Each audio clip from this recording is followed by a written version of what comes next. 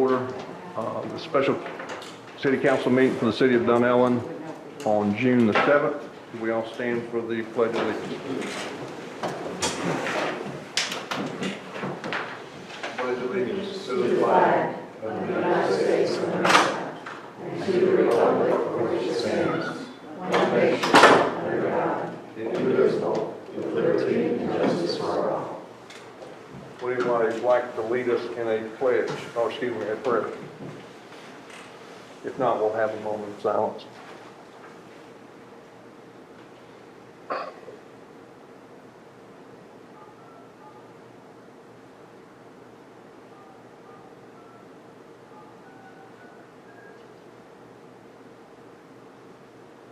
Amen.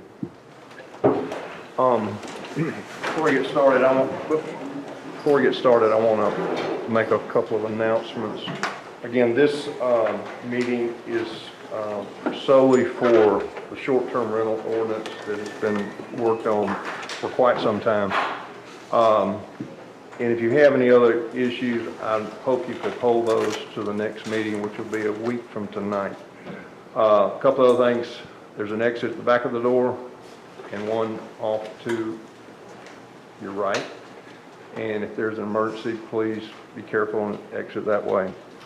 I would like to point out there is a small blue car sitting out in the parking lot that is taking up 2 parking places. I have asked the police to ticket that automobile, so if it's yours, I'm sorry. Now, I guess we need to do roll call first, right? Yes, ma'am. Mayor Dunn. Here. Vice Mayor Inskeep. Here. Councilperson Mendoza. Here.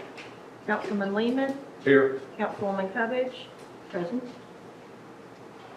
And we have Michelle Leonard, Assistant Clerk. Here. And City Attorney Andrew Hand. I'm here. Is Chief here? He just walked out the door. He was on the phone, but he was Okay. here. Chief Scaglione is here. He's just not in the room at the moment. The agenda for this meeting was posted on the city's website and City Hall bulletin board on Wednesday, May 31st, 2023. Okay. Again, this meeting is specifically for short-term rental. We will have public comments at the end of the meeting tonight, not at the beginning. So if you would keep your comments and hold on to them, and we will have time at the end. The other thing is this meeting will have a time limit.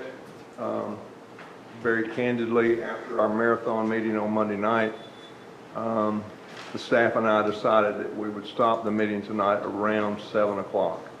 Anything we do not get covered tonight, we will have another meeting and finish this ordinance. Okay. And this ordinance, again, was brought to us by the Planning and Zoning Committee, who worked quite diligently on it for a number of months.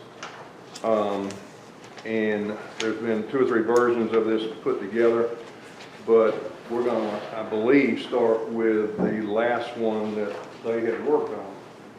I'm going to turn the meeting over to Rex Lehman because I've asked him to kind of run this meeting and get into all the details. So Rex, you can take it away. Okay, good evening.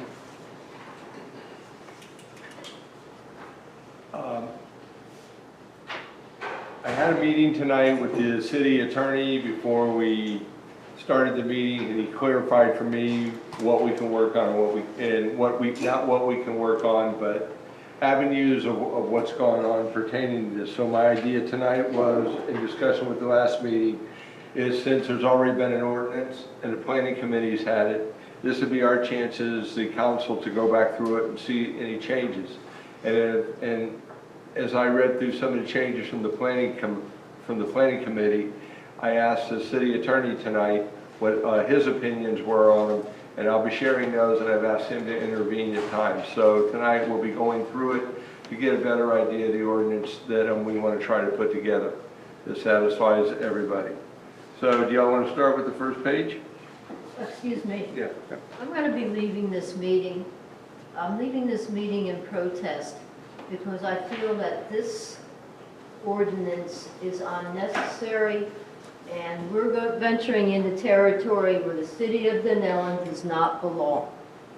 Okay, I'll try to make this as short as possible, and let the public know our legal fee so far for this ordinance is $9,240 now.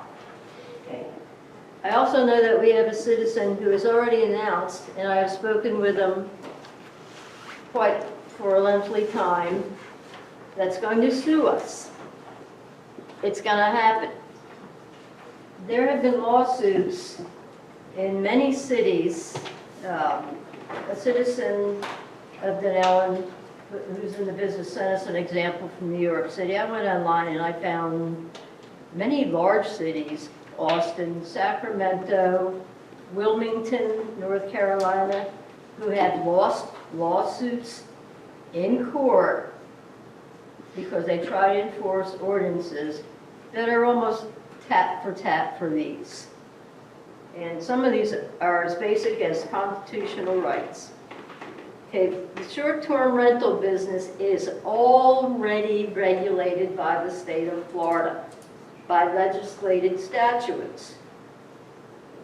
The money that is paid by the people who own these short-term rental businesses, it does not go to the city of Dunnellon.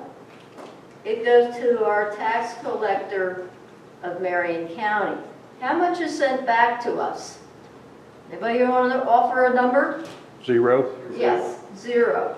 The only thing we get is when our Arts Council, our Rainbow River Arts organization asks for a $2,500 grant if they're having an event that they must prove that people will stay overnight for this event. And most of the time, they haven't even applied for it, because they can't prove it. Okay, so what is collected by Marion County? On average right now, $300,000 to $350,000 every 3 months. Rounded out anywhere from $125,000 to $150,000, depending on the month. Can I ask you The something? benefits at the end. The benefits that Marion County provide the taxpayers of Dunnellon satisfy the complaints in large about what's going on with short-term rentals. And here's the problems I have heard, and I have talked to our police chief, and I have talked to our code enforcement officer, and the major complaints are the following. Point of order. Noise nuisance. Point of order. Yes. Okay. So my feelings, Jan, is that we have all come together tonight to hear how we all feel, and at the end, how the public feels about this ordinance. By you taking the first 10 or 15 minutes to sort of touch on a lot of different topics, I'm trying to take notes as you're talking, and I feel like we're missing the opportunity to talk about it together. So if you're going to protest and not be at the meeting, I think that we need to, as a council, we need to make sure that we know what this is going to look like. And if you want 5 more minutes, or we want to put a time limit on that, I'm okay. Okay. But a protest can't be for you 15 or 20 minutes going in a lot of different directions. Okay. Thank you. And closing in fast, okay. The major complaints have been noise nuisance and parking illegally, or parking in ways that are uncomfortable to their neighbors. That's it. Okay, our police department, I wish Chris was here, because he could explain. He's here. He's here. Okay, if there's a problem and one of our citizens calls us, would you respond? Would we respond? Yes. Yes, okay. Immediate response. It doesn't have to be a formal complaint sent to our code officer. Our code officer is not a law enforcement officer. He should not be given the responsibilities of a law enforcement officer. There's an immediate problem. Best way to take care of it is call our law enforcement, take care of it. And I have also talked to Marion County Sheriff's deputies that have been patrolling here. They said the same. They will come running. They don't care how trivial the situation is. If someone calls, they're going to come. Furthermore, we have incidences at other places in town, such as the Dinner Bell about 2 weeks ago, where someone who was staying there was waving a gun around and threatening people. Marion County SWAT team came and took care of that problem. Was the owner of the hotel put on the burner for renting a room to that person? No.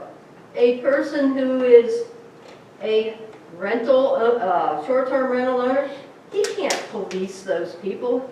There's no requirement, state statute says that they have to do a background check. So yes, things will happen, but that's law enforcement. Okay, so basically that's all I have to say, and I think we're gonna put ourselves in a place where the city unfortunately has gone before. We have opened the door for an opportunity to get the heck sued out of us for what? Thank you, Jan. And I think that's all I do have to Okay, say. Thank Good. you. Okay. Rex, go ahead. Okay? I'm sorry, I'm going to speak up again. I had actually prepared an introductory comment. I have timed it to be about 3 minutes and 12 seconds to be respectful of everyone's time. So before we start, I'd like to make a brief statement about the origin and intention of this ordinance. The effort to develop this ordinance began formally with the city in March 2022. It has been an exercise in information gathering, learning, and engaging with local residents, short-term rental operators, other small cities, state and local agencies, city council, planning council, and legal counsel. It was overseen by our last mayor and council, and the current version was passed on to this council to complete. Alas, we are reviewing it in its final form. The ordinance closely aligns with other cities and local governments and aims to make short-term rentals legal, safe, and conforming in our neighborhoods. In August 2022, the Department of Business and Professional Regulation website reflected 15 licensed short-term rentals in Dunnellon. Today, that number has more than tripled. This shows that already our conversations are moving things in the right direction. The decision to turn a residential home into a business comes with a lot of requirements and responsibilities, many of which we will discuss in this workshop tonight. They're not requirements and responsibilities that the five of us have come up with or dreamed up. Together, we'll consider the changing landscape of our community's safety and the impact on the infrastructure of our city, roads, parks, and police. We'll provide a framework for business owners to conduct business in accordance with established regulations and work through processes to organize and implement the effort in a cost-neutral way to Dunnellon's taxpayers. The good news is that most other cities, large and small, have preceded Dunnellon in this effort, many a long, long time ago. This gives us a blueprint and frameworks to reference. Section 509 of Florida statutes will be referenced throughout our discussion tonight. Florida law permits a local government to regulate vacation rentals so long as the regulation of the local government does not prohibit vacation rentals or regulate the duration or frequency of rental of vacation rentals. In 2014, the Florida legislature specifically amended Florida law in order to permit local governments to create regulation that distinguishes vacation rentals from other residential property. It's also important to note that under Florida law, vacation rentals fall within the statutory definition of a transient public lodging establishment and are primarily regulated in the public lodging section of the Florida statutes. While any house or other unit could serve as a permanent residence, that could serve as a permanent residence is eligible to be used as a vacation rental, operating such a vacation rental transforms the use of that structure to accommodating public guests for temporary occupancy. It transforms the purpose of such structure from providing permanent housing to operating a rental business for profit, thus utilizing a residential property as a vacation rental as statutorily defined, subjects that property and the use of the property is applicable to state and local regulations upon vacation rentals that would not otherwise apply to a residential property. So everything that we're going to talk tonight is predicated on state law, state statute. It's predicated upon things that the city has researched the right that we have to do to protect our neighborhoods and protect our city.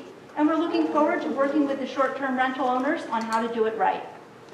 Thank you. I have one comment and then I'm going to be leaving. And that comment is, I don't think there's. Point of order. I object, Jan. Okay, I object because I feel as though you have come in, you've already stated that you're going to leave, but you haven't left. And now you're reiterating comments when other people on the council have not even yet had an opportunity to speak. So if you want to stay for the duration of the meeting and talk about your concerns at the point that they are within the ordinance, I support that. And I hope that you will, because I want you to be part of this. But I don't think it's fair for you to interrupt the entire process from the very start. We're 20 minutes in and we haven't started.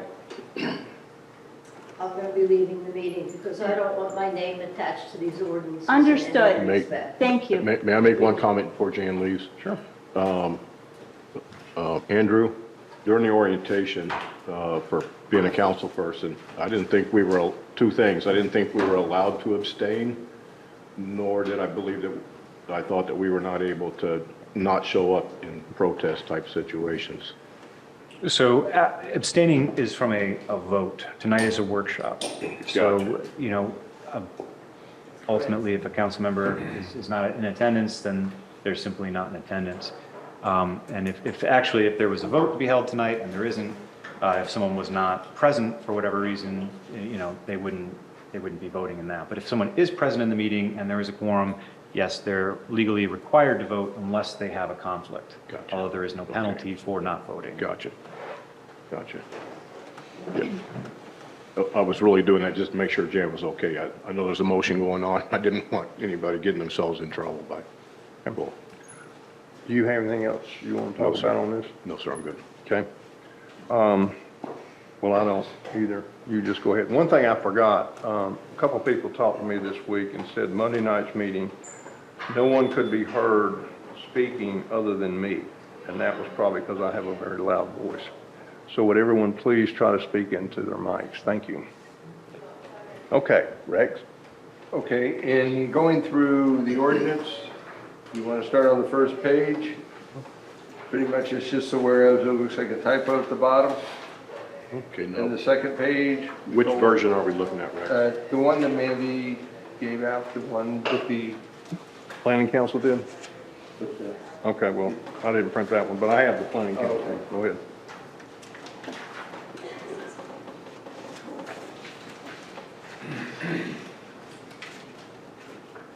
okay. So if- Rex, I'm sorry, I think it's really vital that we're all on the same page Yeah. and have the information that we need. So we're looking at the ordinance copy where the staff recommended to Planning Commission on July 19th, 2022? Is that what's at the bottom of Yeah, that one? well, I've got 12/12/22.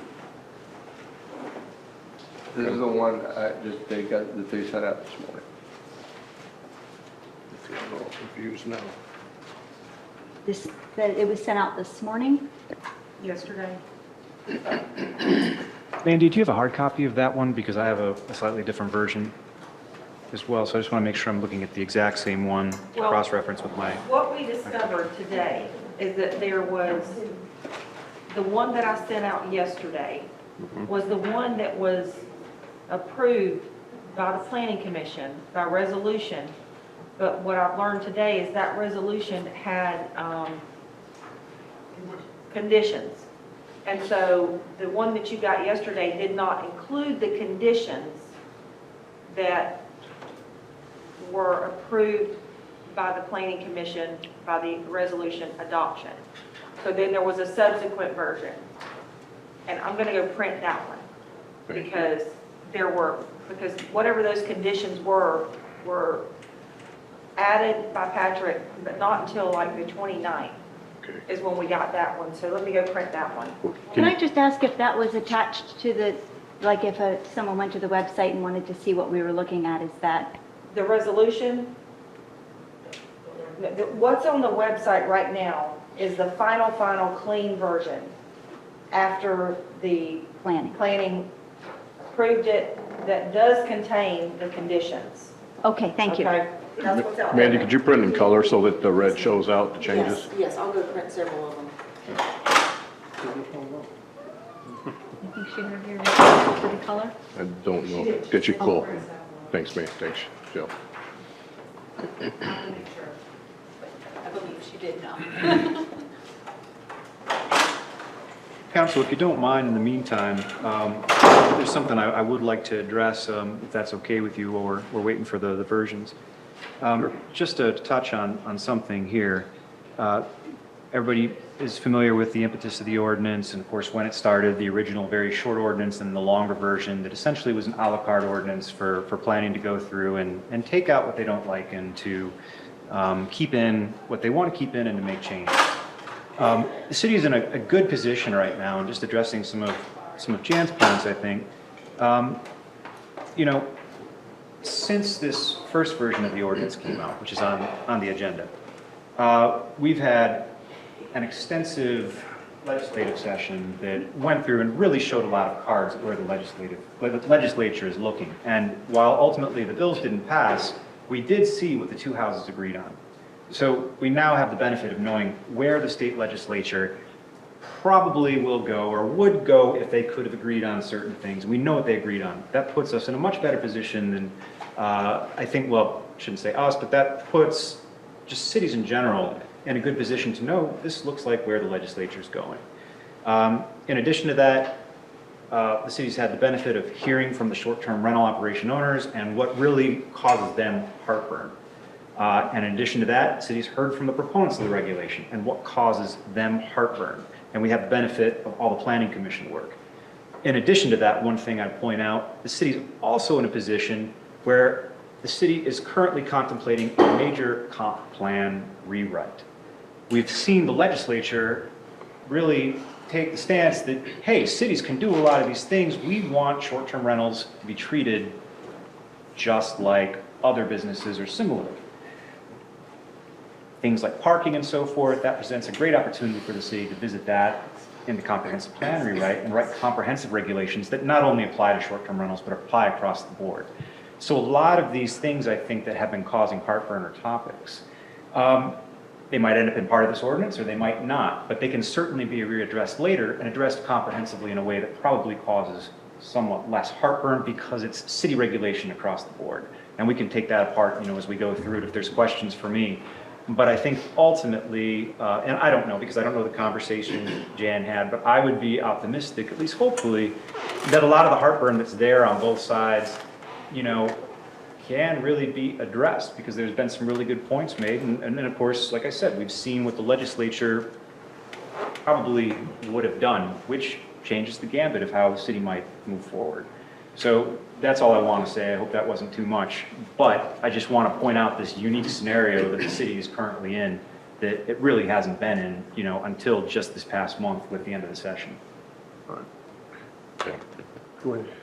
Andrew, as we go through this, would you speak up if you see us going a direction that does not align with where you think the legislators are? I can do that, and normally I try to keep myself out and don't want to interject myself into the conversation. So I'm happy to do that. If my interjections or whatever causes, train of thought or whatever, please let me know too. Sure. Hey, back off. Right. But I will jump in since that's a request. And then, if it's not appropriate, just let me know, and Absolutely. you guys can take the conversation where you Cool. want to go. I will operate however you want me to operate this Okay. evening. Okay. I agree with Andrew. I think this last legislative session, where the Senate did approve a lot of information, actually approved a bill, but when it went to the House, it didn't survive. But it does give us a lot of information about where the direction, I think, of the state of Florida is. The other thing, being that my background was tax and I dealt with case law all the time, for somebody to quote a Wall Street Journal office article that quotes what's going on in New York, that is totally irrelevant to what goes on here in Dunnellon. I'm sorry to say. They're in a different district, and thank goodness New York is where New York is and Dunnellon is where Dunnellon is. But what I'm trying to say is, just because you read something in a Wall Street Journal article or any article, if it's not related to the state of Florida, it's really irrelevant. I do agree with Andrew. There were some things that came out in that legislative session that kind of woke me up to the fact that I think as we proceed through this, we need to be very careful of whatever we propose to the short-term rental people. We cannot be more restrictive of them than we are on residents. And I'm going to cite an example right now. I personally do not like 900 cars parked in a yard, okay? But where I happen to live, there are 2 houses on my street with very, very large families. And over Memorial Day weekend, I think there was 18 cars in one yard and probably 25 in another. These are homes, and we can't do anything about it. So, because I have a neighbor that has a short-term rental, and she has 10 cars in her yard, I really don't think I'm going to be able to do anything about that unless I want to restrict our own neighborhoods, even though that does bother me, okay?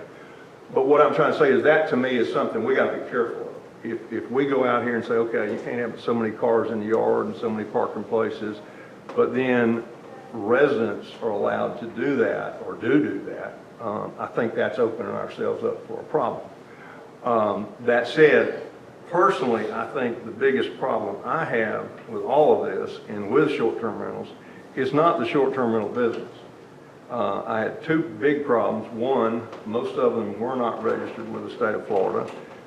Of course, we've learned tonight that it looks like we started with 15 out of 50, and now we're up to about 40 out of 50. So at least the threat of doing this, these people have started getting registered, which I think is wonderful. That doesn't preclude us from having some form of registration here in Dunnellon. The biggest problem I have with short-term rentals is not parking. It's not a lot of the stuff that's in here. The biggest problem I have with it is noise.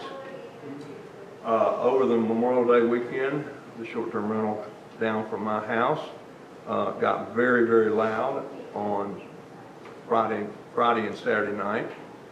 I did not call the police. I called the owner of the building and sent her a text and said, I have a problem with the noise down here.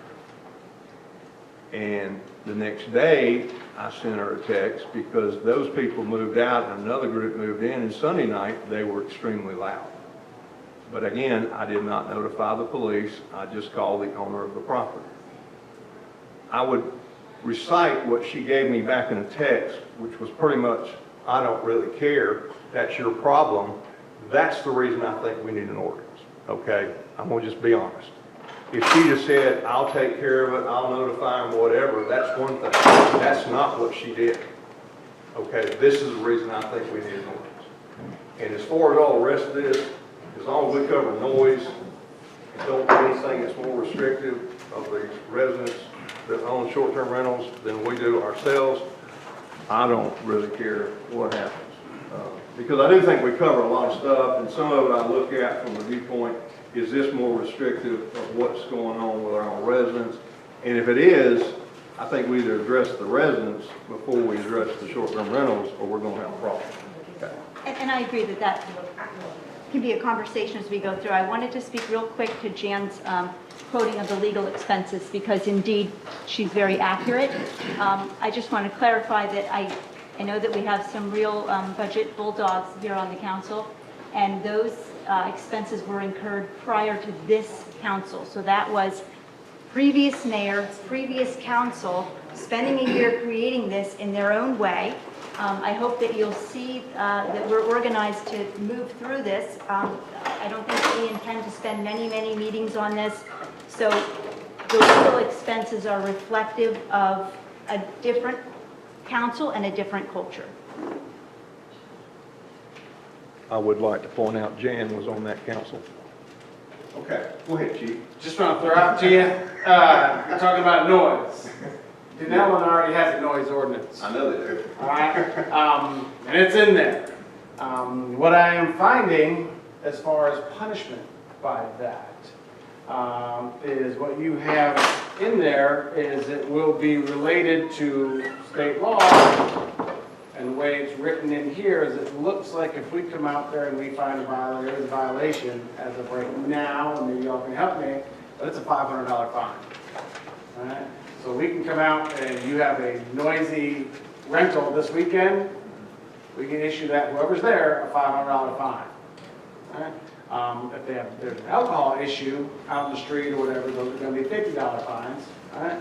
But if it's a noise ordinance violation, right now, it's looking like it's a $500 fine.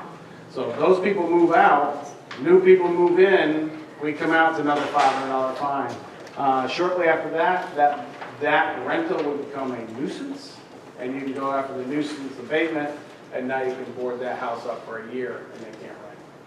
So that's, I appreciate that. No, That's just I'm aware of this noise ordinance because Chief McQuaid and I have gone over it a couple of times over the years because of this.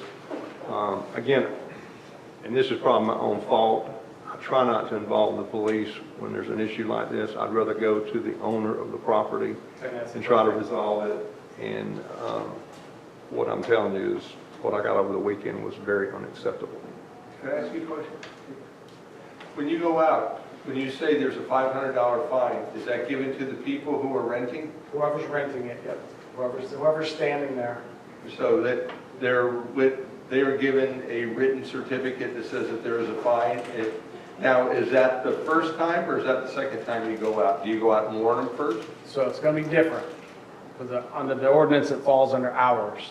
So if it's 10 p.m. to 7 a.m., if we're driving by and we can hear that music or loudly, whatever it is, all right, over 50 feet, we can stop, park, walk up, and go, here's $500. All right? If it's between 7 a.m. and 10 p.m., you're going to have to be a victim. So somebody's going to have to call us and say, hey, that bothers me. We knock on the door. Hey, can you turn it down? They go, no. We come back over to you, say, hey, they don't want to turn it down. And you go, name me as the victim. Now we can go back over, go, hey, please turn it down, or if it's $500, and they go, nope, won't do that. Okay, here's a $500 fine. Yeah, and this is going to be covered in section 18242C as we go over the ordinance. So I just, because I'll have comments about noise too, and I think if we address things throughout, it would be great. Thank you for being here. It's great to hear it from the horse's mouth. Okay. We ready to start now? 30 minutes in. Okay, Rex. Get going. Let's go. Looks like there's no lines or anything down to, until we get to the fourth page, which would be line 210. Okay, so Rex, I'm not going to be a thorn in your side, but I think we're just trying to get off and running. Okay. I would prefer if we could go through each section, starting with the whereas section, No problem. and just do it section by section. So first would be whereas, then we would have definitions, vacation rental general regs. That would give everyone an opportunity to make a comment on every section. Right. And the other concern that I have is referring to lines. When we refer to lines in the ordinance, I know we're trying to all be on the same page with what Mandy gave us, but if we could go by sections, it would be helpful. Okay. Because I've prepared Okay, so we're in differently. the whereas section. Whereas, excellent. Okay, does anybody have any comments on any of the whereas section?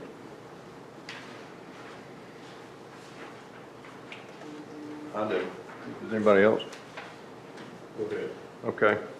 I have a couple of comments, and I'm going to say something because I don't like the way this is written, but then I go back to where I started a minute ago about residents.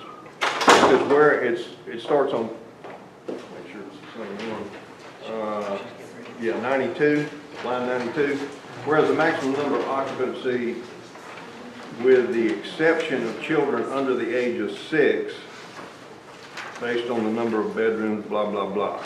And basically it says you can't have a maximum, you can have only a maximum of 16 people in a vacation rental, but children under 6 don't count.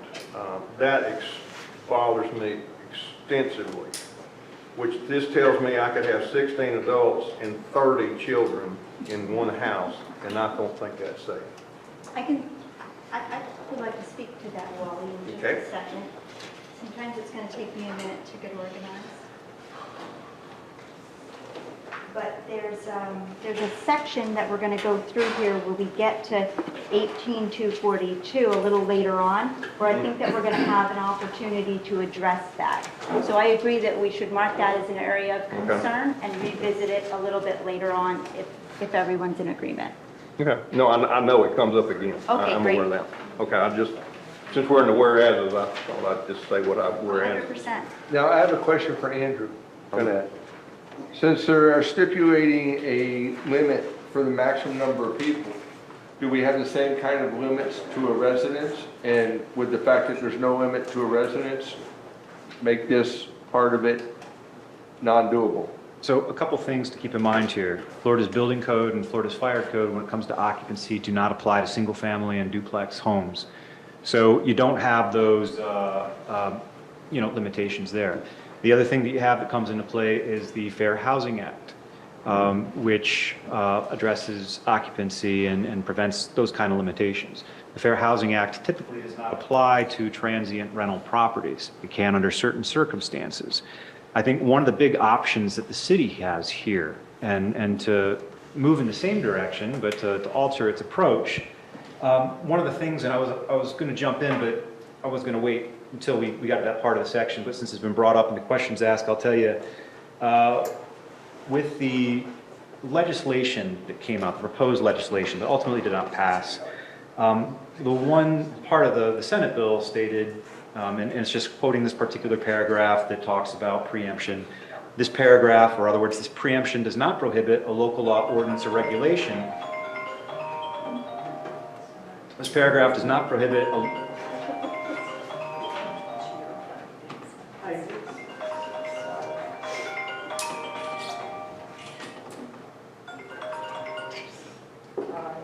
He thought he silenced it.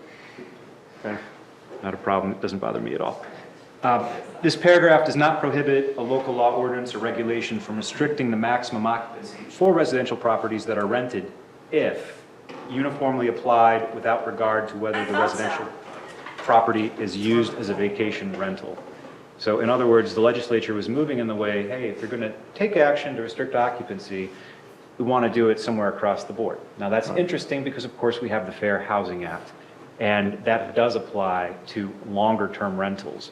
One of the things that I would tell you here, if the city's going to go through and ultimately adopt something where we're focusing, or the city's focusing on registration and some of these things, this is one of those prime areas that can really be addressed in the comp plan, and evaluating regulations that may apply across the board, or seeing how things go first with registration and then revisiting this. Right. And that would allow for it, a more comprehensive, way of regulating and still addressing this topic. Sure. So this is something that the city can certainly do, but there's another avenue to do it that I think, at least some people would find more palatable.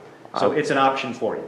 I agree with that. If we can, again, because what I keep seeing with the law and the cases that I've read, again, if we can get it out of here, like you're suggesting, and not have it as part of this, but through our comp plan, address it for citywide, protects us from putting it in here and having somebody challenge it in here.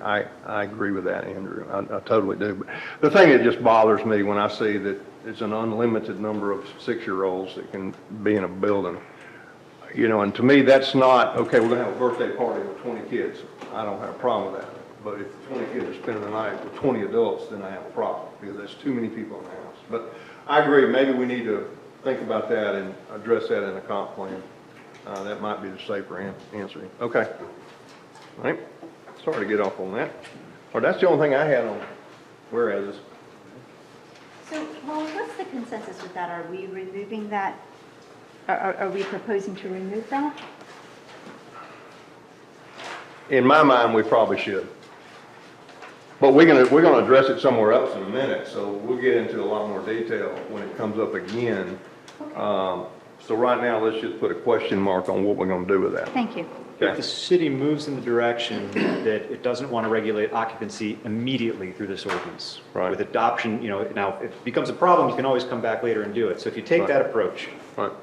to either wait and see or to do it the comp plan route, there are a number of provisions and definitions and throughout the ordinance that would just be cut and removed. And they can be recycled and reused later or, shuffled aside, just Sure. depending on what you all decide to do in the future. But it would just change the way the ordinance would look right away. Right. Definitions for bedrooms, et cetera, would just come out. Right, and I think that's where we're gonna end up, because we don't regulate residences now that aren't short-term rentals on number of people staying there, and number of cars, and number of kids. And to me, these three things, although they bother me, I think would open us up for problems, because we don't regulate them unless we do it in our comp plan or some other way. Right, and I prefer that without making blanket, I think we'll do this, that we continue to just proceed through so that we can all talk about Right. it together. Got it, Thank you. got it, okay. Okay, that's all I had on whereas. How about you, Tim? I think you guys hit the same one I did. Okay, I'm good. We're good? okay? Okay, moving down to the next section, that would be Article 8, vacation rentals, starting with 18,240. Anybody have any comments on that? Now, the next section, Oh, can you please, if you could just please go a little slower, I Oh. need to be able to find the section. Okay, that's So fine. you're looking at 18,240? yeah,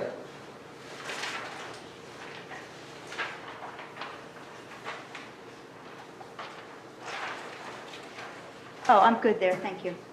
okay, then the next one would be 18,241, the definitions, the bedroom. And the original thing was the bedroom 70 square feet, and then it was added that you could put an armoire or something else and call it a bedroom. Anybody have a comment about that? Because I do.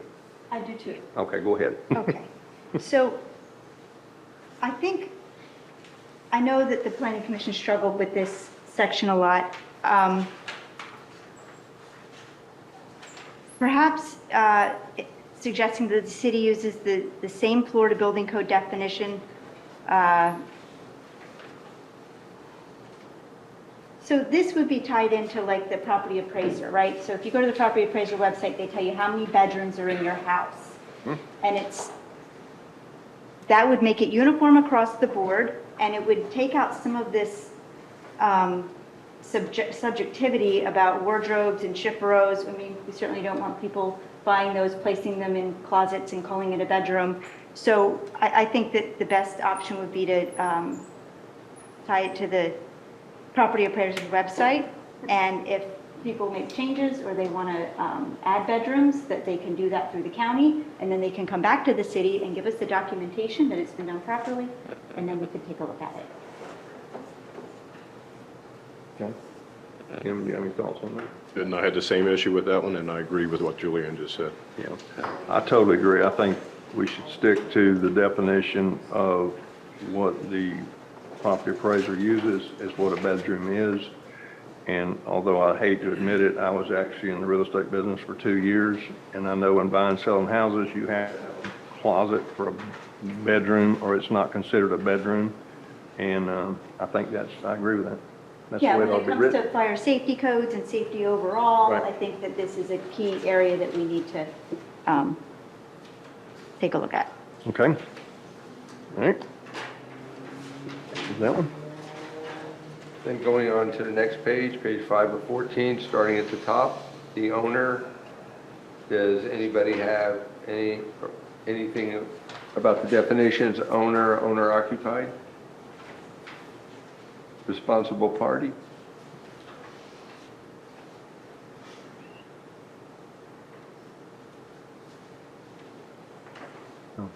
I'm good with all that.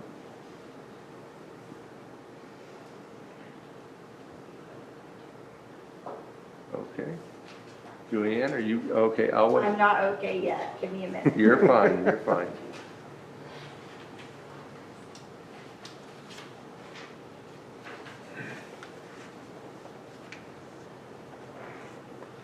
Okay, yeah.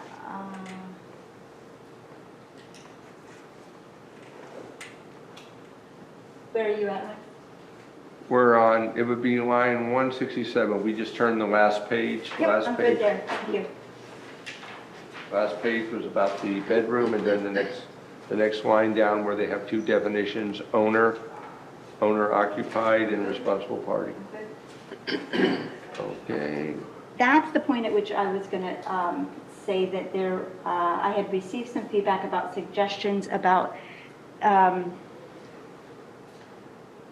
an addition, something that's not here that could be beneficial to add. Is this a good time to talk about that? I think that would fall underneath the very next line item, so I think your timing is right, where definition for vacation rental. Thank you, yes, that was exactly my thought. So when we're there, I'll speak to that.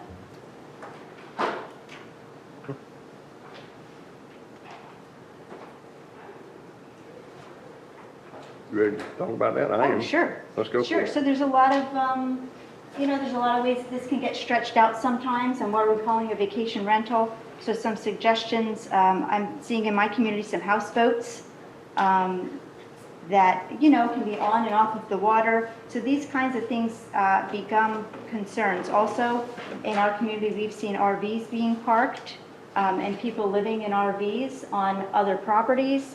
So I guess I would just add something about maybe like recreation vehicles, houseboats, campers should not be able to extend the rental capacity in an uncontrolled manner. Because of course then we'd be turning our neighborhoods into RV parks, and that's not what we want. So I think that it needs to be added. I've seen it in other city ordinances, in reviewing them of other small cities, I've seen this in. So something to the effect of recreation vehicles, campers, houseboats, tents, or similar things should not be utilized as part of a vacation rental. I think it's a quality addition. I fully agree with that. I would hate to see the Rainbow River become a string of houseboats, and it's already very small. And the other concern with that is, since we're looked at the definitions for the appraiser for the bedrooms, is somebody may then say, well, I want 2 extra bedrooms to raise the rent, so I'm going to put 2 motorhomes out here on the property. So, yeah, I think that would be a valid. No, I totally agree with the motorhomes.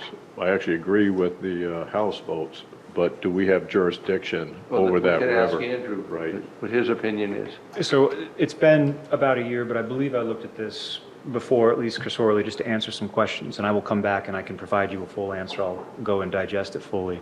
I do believe the RVs and campers are addressed by state law. They don't qualify, under the definition of public transient, lodging, but I'll check all that out. Make sure houseboats have their own sort of rules and regulations, it's my understanding, and, those may be excluded too. I would just have to double check that, but that would not take me long to fully investigate and bring you back answers at the next meeting. So I'm happy to research that for you. Just as a comment, when I went down to Key Largo, there's a ton of RVs that are vacation rentals. And I'm not saying that it's legal or illegal. But Somebody's doing it. Right. Right. And by the masses. I mean, it was, at least, just to let you know. It's something that also could be allowed under a different zoning designation. Now, what I will say is they were all in RV parks, so maybe that's what the difference was. Okay, So they probably are. yes. I have a very specific comment about this. The short-term rental right down from me over the Christmas holidays pulled up a 70-foot bus, parked it, they could not get it in the yard, so they parked it out in the street and ran it for 2 days with people staying in it in addition to who was in the house, and to me that is wrong in a neighborhood. The question I do am concerned about, early on when I moved here, I had a long discussion with the code enforcement individual that was here and asked him about living in an RV in a residential area, and he said it was against our code. So I would like to verify that by somebody to make sure, because I would hope it is.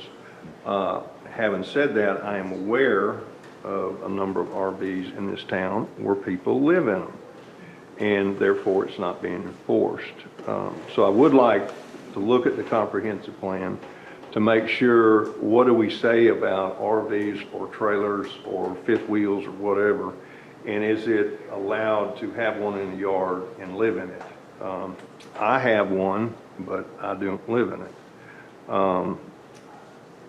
So, and to me, if that is the case and it's in our plan already, I think applying it to short-term rentals would be appropriate. In addition to this Christmas holiday event during the summer, last summer, that same particular short-term rental had a individual bring in a trailer, run a generator for 4 days, and connect it to the generator, the RV, and lived in it in addition to living in the house, and I do not appreciate that. So I think we need to address it.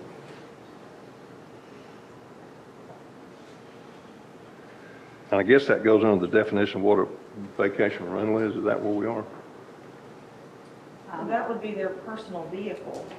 It wouldn't be the personal. No, I'm talking about a trailer. We got 2 instances. One was a bus.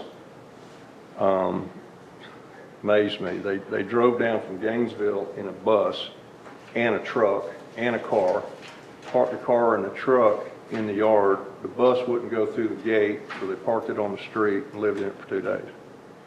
And then they realized that may be a problem, so they drove back to Gainesville, picked up a trailer, brought it back and parked it in the yard and stayed in it,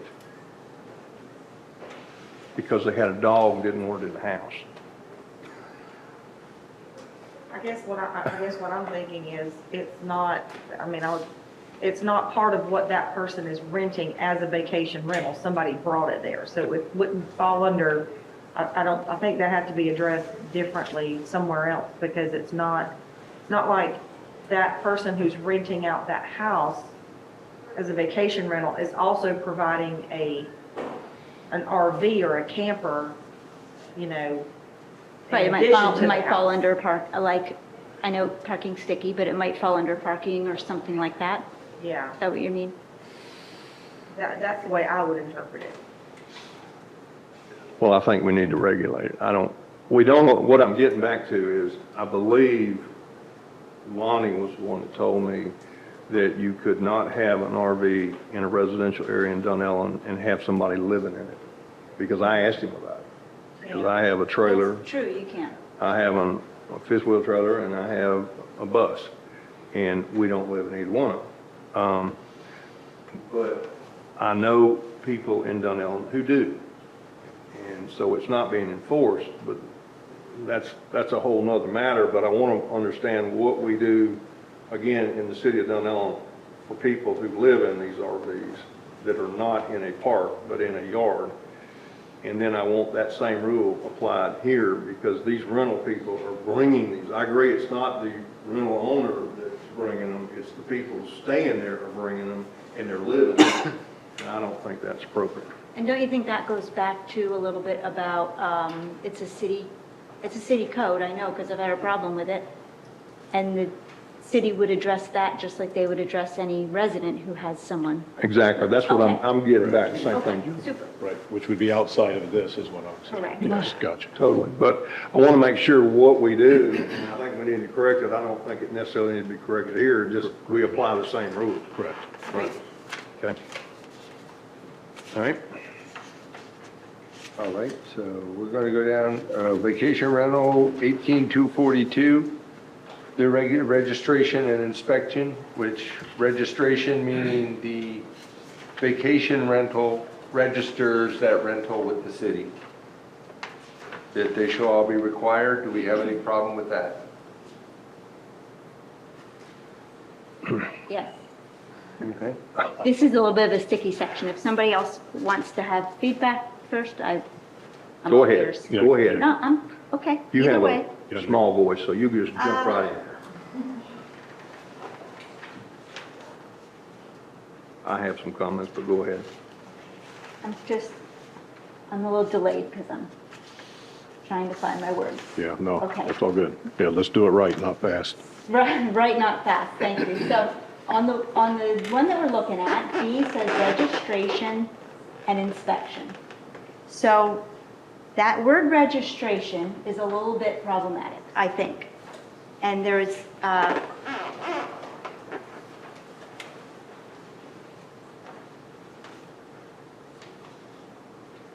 okay, conceptually, registration would imply a single act and that the process is then complete. But if we used a different term, like permitting, then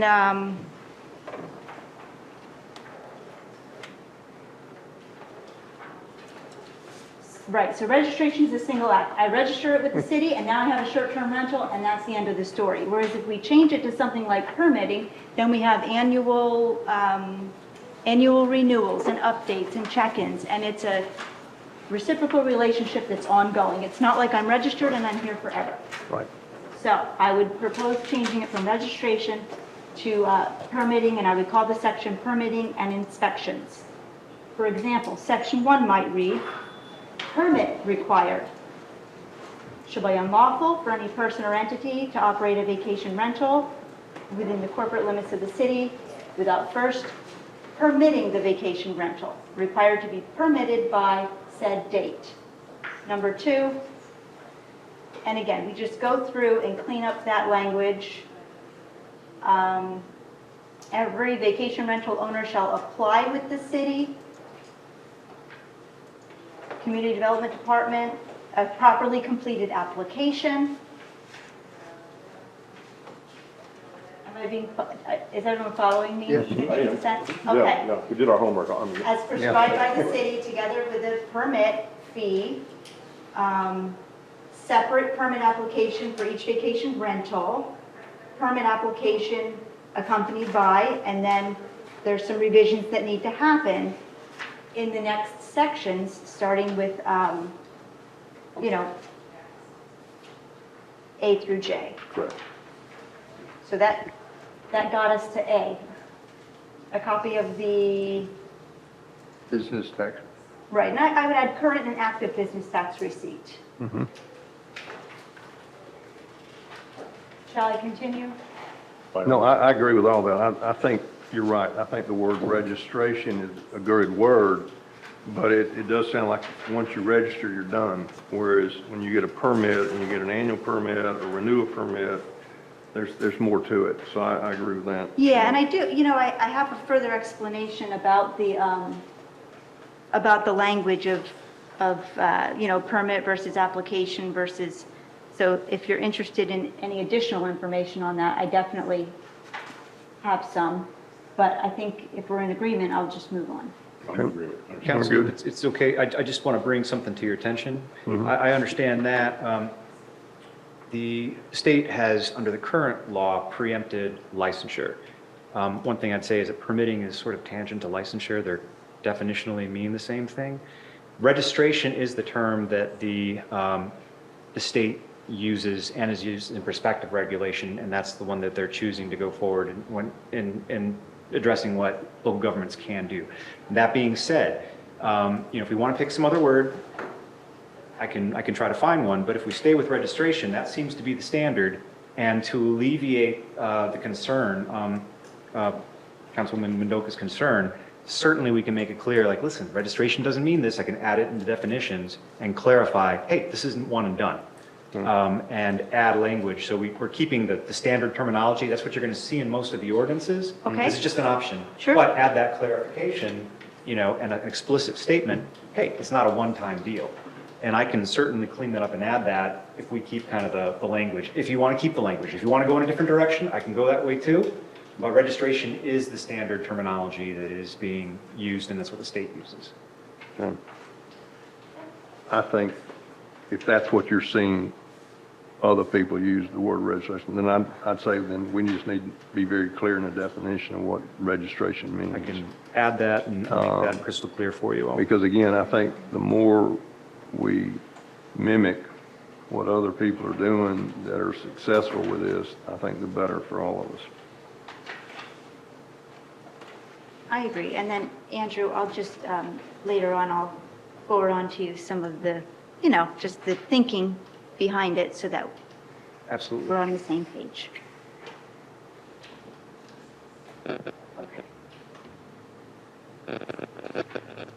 Okay, so we through A or B, or where are I we? think we're at B. We're at B, okay.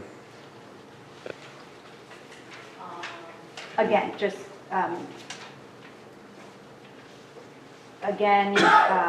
current and active license. So a copy, B would be a copy of the vacation rental's current and active license with the Florida Department of Business and Professional Regulation. Okay. I agree. You're adding, The word current and active. A copy of the current and active Florida Department of Business Professional Regulation license. The question I had with it was, okay, if they get a license, but then they never get another one.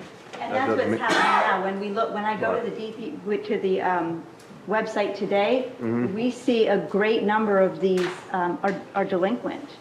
Oh, I'm sure. Yeah. I think that the renewal might have been like this month or something, and there's a significant number of people who have not renewed properly. So current, and what's the other addition? I would propose that B would say a copy of the vacation rental's current and active license with the Florida Department of Business and Professional Regulation as a transient public lodging establishment. Okay.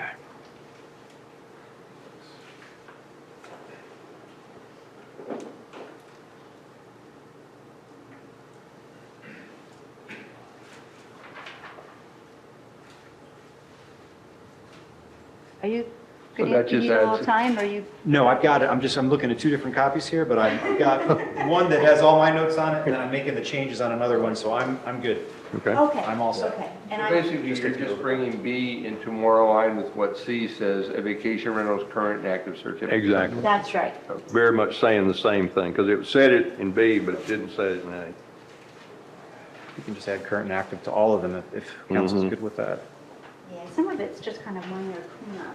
Right. We'll look at D next. Mm-hmm. Proof of account establishment with the tax collector.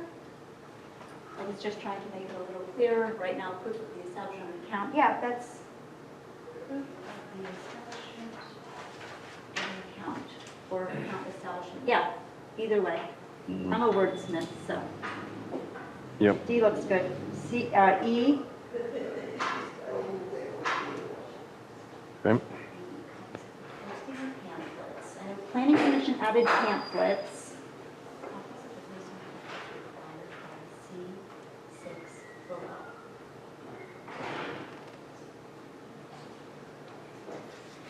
So is this,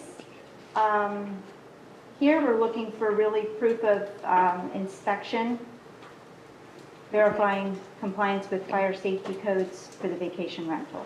Well, E is actually, the postings or pamphlets, that would be the safety information that the ordinance requires the owner of the property to provide to tenants. Oh, on site. So that, and that is, I'll tell you one, since that question was asked, one thing I'll point out right now, if we look at the bill that did not pass, but the Senate bill, and what the House and the Senate agreed on, all of the, everything in this section, as far as registration and these requirements, they are all contemplated by the proposed legislation. So the state said, all of this is okay, save for your next three. But they did say that safety information was fine, so that applies to E.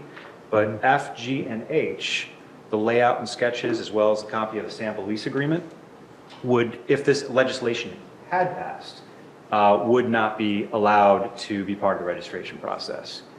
Really? Wow. And Okay. I can address some of those or provide more information, but I know we're not there yet, so I Okay. So can. you're saying that these sketches, interior, exterior, and the lease, they're not required?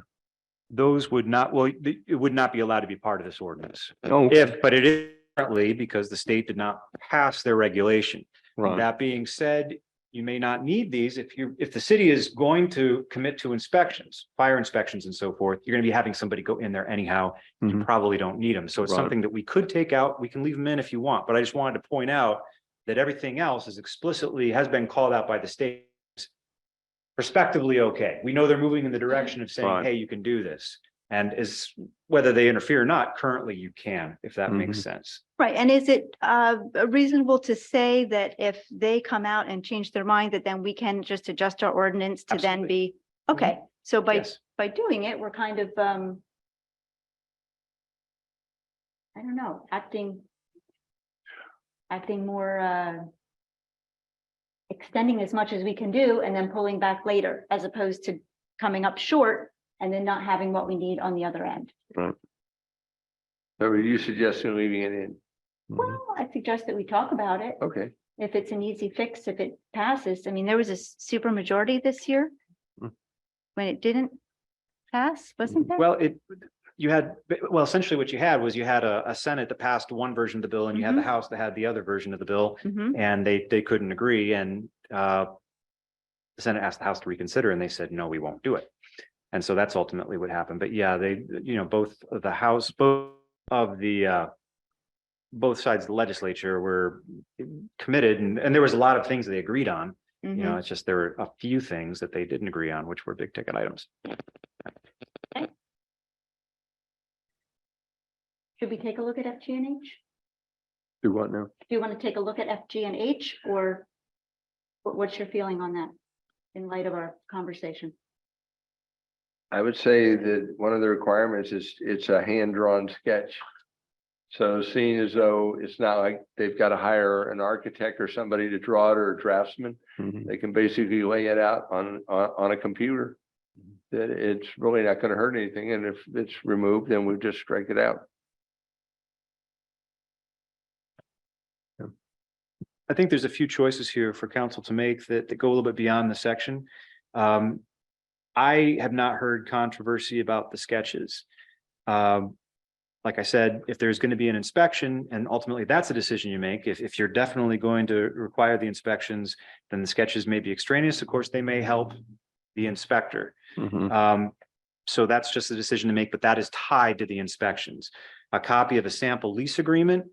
I think one of the big things that there has been feedback on is most of these, as I understand, are going to be operating through Airbnb and VRBO. Mhm. And having a copy of a sample lease agreement and so forth when they're operating through these platforms, and if you're reasonably assured that everything's gonna be fine through the platforms, I don't know, and this is of course a decision for you all to make, if you even want a copy of a sample Right. lease agreement, because that is going to cause a little bit of friction in how these things work, because each one of these operators works a little bit differently. Right.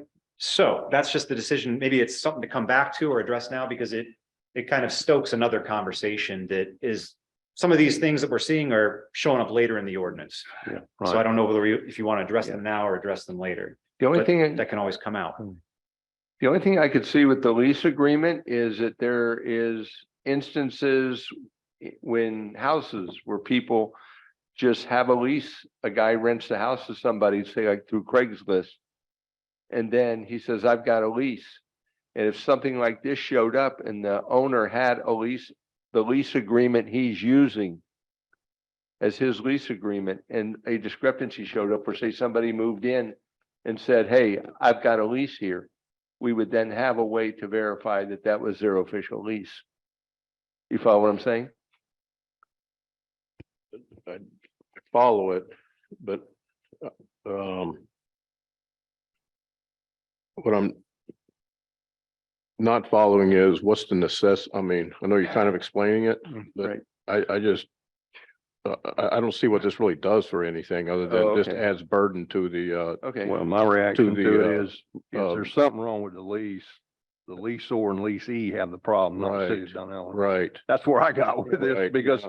I mean, if we don't attach it and there's not a lease or there's a different lease, it really doesn't affect Dunnellon. Right. that's They've what I see. registered with us, so I don't know why we need the lease. Oh, Right, okay. right. To me, it just adds a burden on the Okay. short-term rental folks. And like you're saying, For no if they reason. use different services, Right. then Okay. you gotta kind of figure it out. I'd Unless rather there's just something strike that this somebody out. knows that I don't. Okay. You want to take it out? Yeah, I'd rather take F out. I don't see the need. Because again, when you're leasing, my knowledge of leases is the lease is there to protect the one leasing the property and the one leasing the property.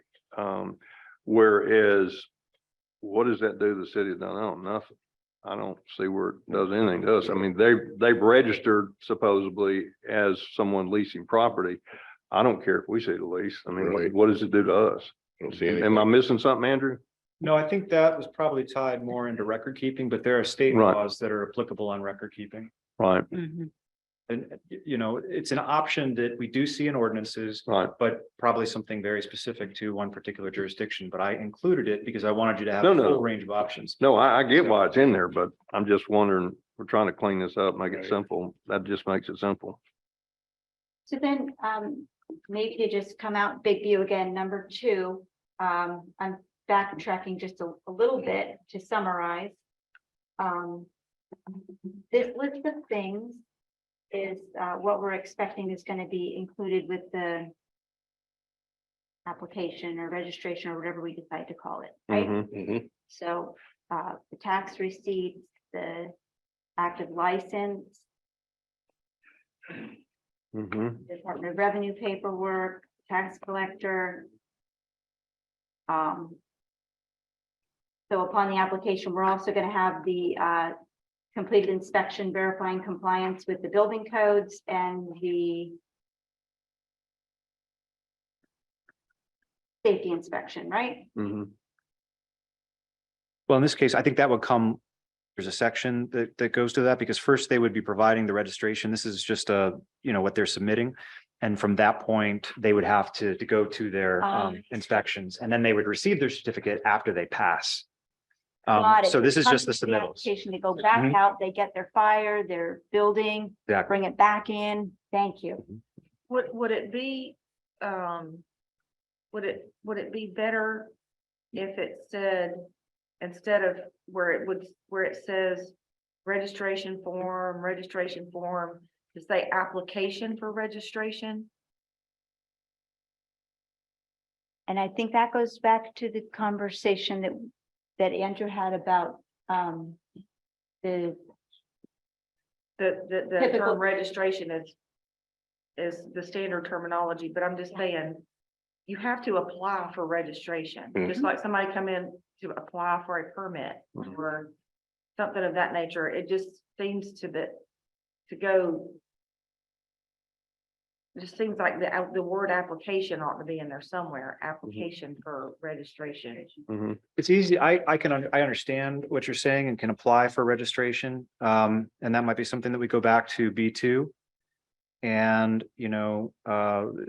I can add some language in there and we'll get there that it's all complete, once everything's been done and so forth and passed inspection, because the state talks about revoking registration and that sort of thing. This is all part of the process. So I understand exactly where you're all going with it and I can fix it Okay. the way that you're Let me- indicating you would like it to be. Now that we're on this, I wrote a note here and I forgot when we we're going through 2B. Do you have sample forms of what these registrations, what they look like that cities have done?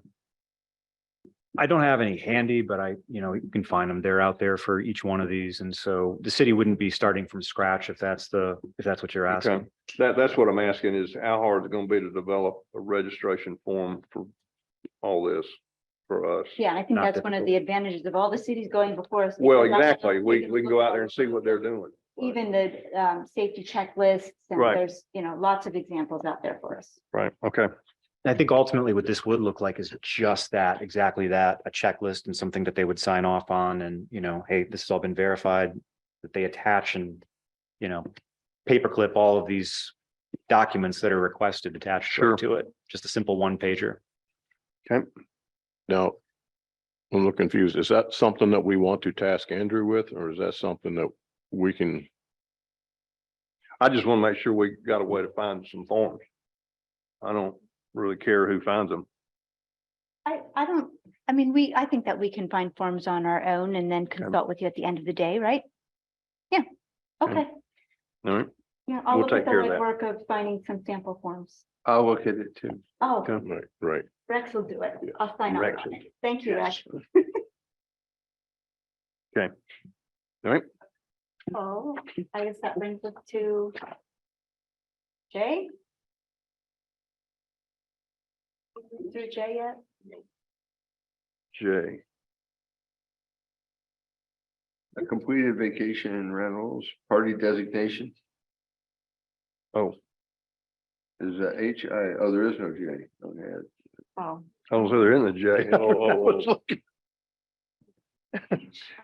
Okay. HI is the last one. I kept looking for J and I was like, I don't see a J. Okay. So we're at I. On the planning commission version.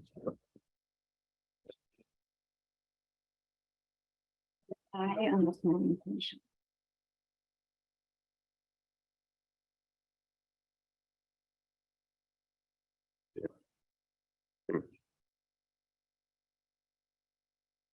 Oh, the responsible party designation? Mm-hmm. Okay.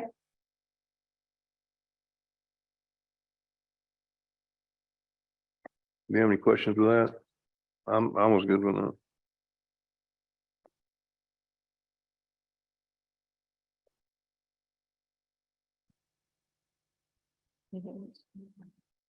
Yes, I'm good on that one. Yes. I just want to step back to H.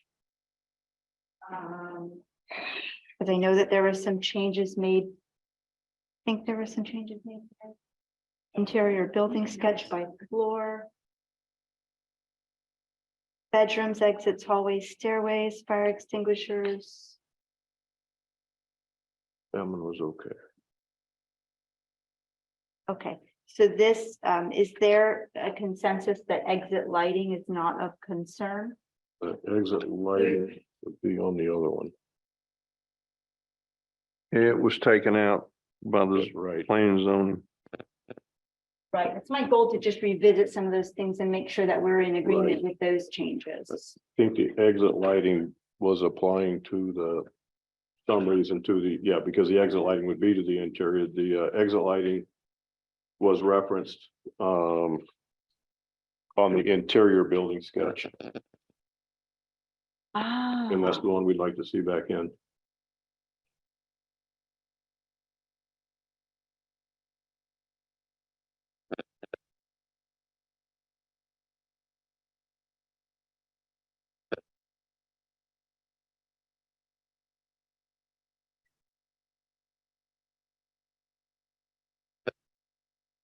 I thought that exit lighting was tied to a specific, I think it's farther back in there It too. would be in the life safety section.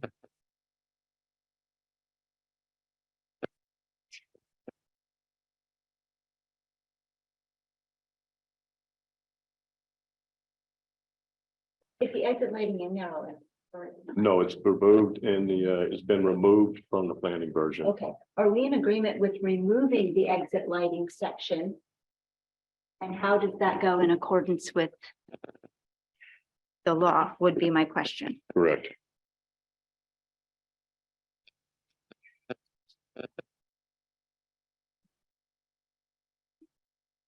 Okay, question for me. Well, so that goes to the minimum life safety requirements.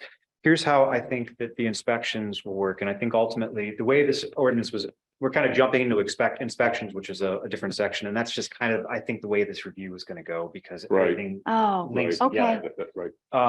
But if we're going to talk about that route,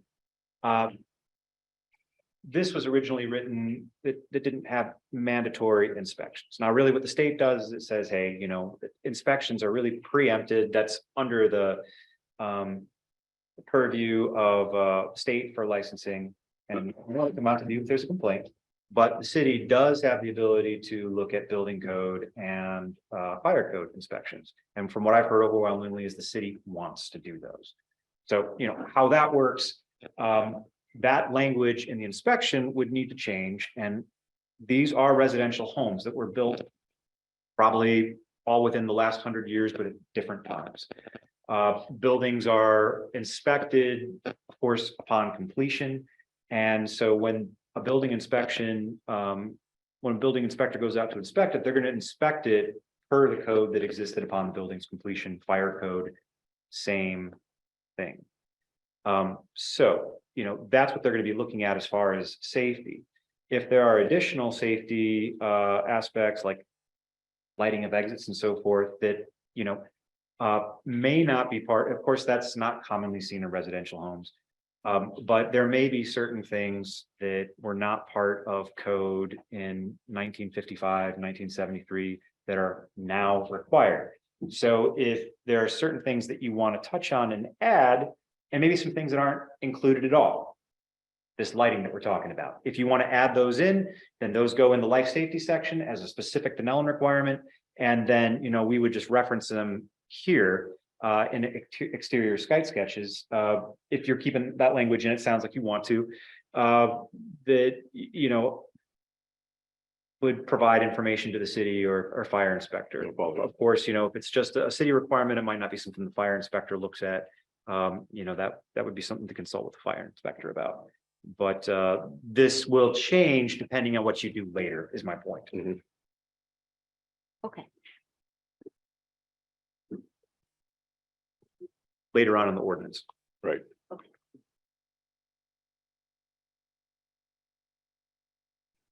Good, thank you.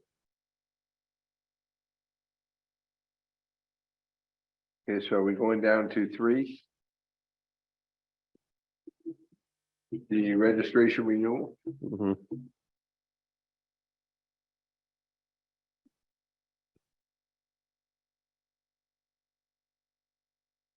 Did we want to break out the sections under 2?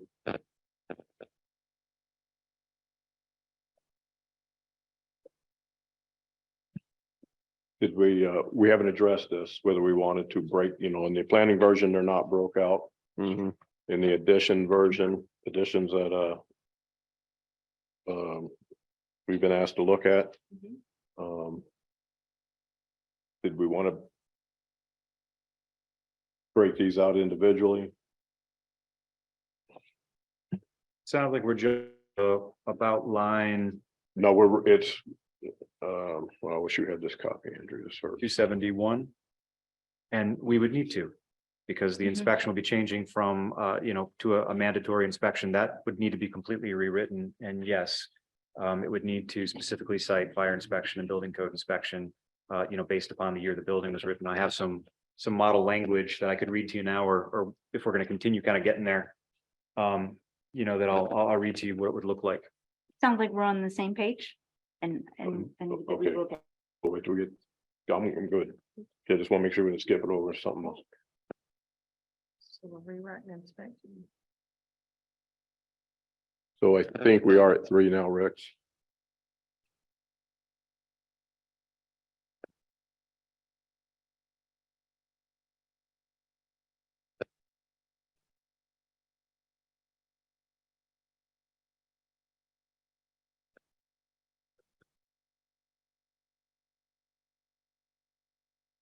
Okay, so where are we? Are we at the renewal section? That's where I'm at.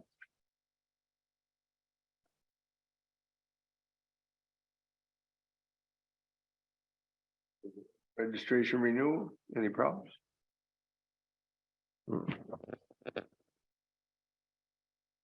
Updates? Just give me a minute on Right. registration. Okay. Section 3.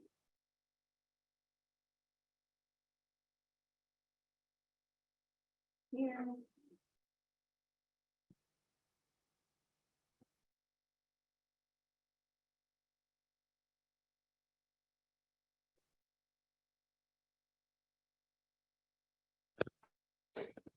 I mean, under the renewal section, tell me if I'm missing it, there'll probably be a list of things that you need to put there that are required.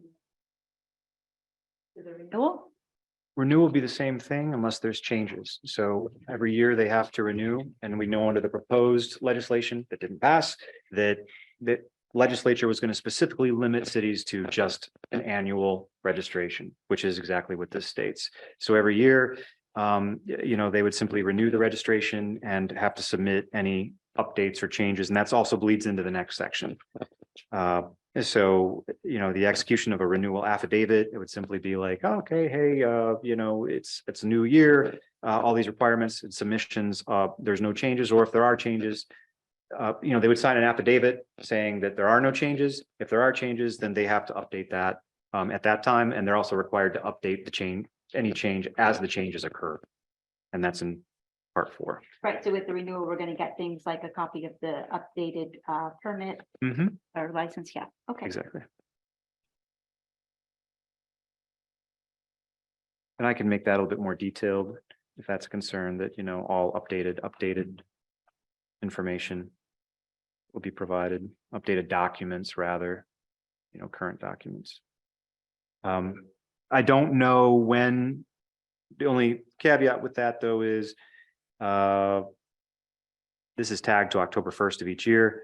What I don't know off the top of my head is when each of these documents are issued by each of these agencies. Get a bigger look at the timelines as we get to the end of this and shore those Sure. up. Right. And I think it's, you know, good for the public and people listening to know that the timelines in here are not hard and fast. No, they're not. They can't be. In any case, this date, you know, this is tagged to a fiscal year, and each of these, they're just a vacation rental owner is simply tasked with providing whatever is most current. So, you know, we can certainly look at when each of these is issued, and if there's a date that's better than October 1st, the fiscal year just seems to be the standard. I think it will all jive, but you know, that's something that could be adjusted just as you noted.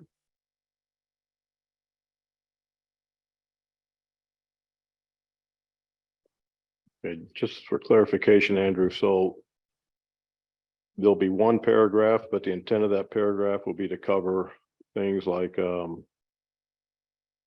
proof of current FDB licensing, proof of a satisfactory fire code inspection, proof of Florida building code inspection type things. Well, this will look all the way, it'll look exactly the way that it is. All the registration renewal is doing is requiring, you know, this to all be updated. So in essence, and it's talking about in here, the execution of a renewal affidavit. We don't need to put this all in the code because it's referencing the renewal affidavit. Gotcha. So I'm that with is you. another document that would need to be created, which is going to have that I'm checklist. with you. You'd essentially have your initial application, and you'll have, you know, you'll be creating several documents to administer this ordinance. Right. And one would be the renewal affidavit, and that would just simply have this checklist on it again. So to Perfect. keep the ordinance simple, Yes, it really doesn't need to be in there because it's already been addressed above. thank you. Gotcha. Very good. I followed what you were saying there. That was great. Wow, you did good. I didn't. I'm good. We're good? So we're at 4? Okay.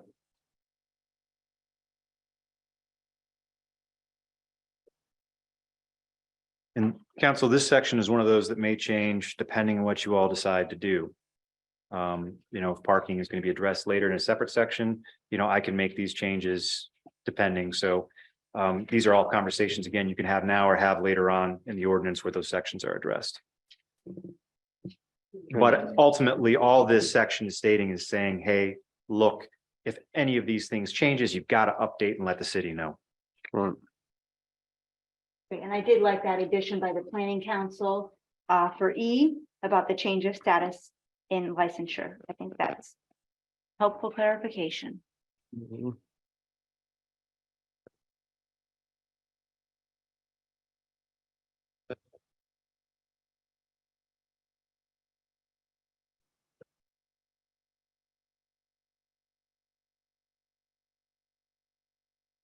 Okay, next section looks like 5?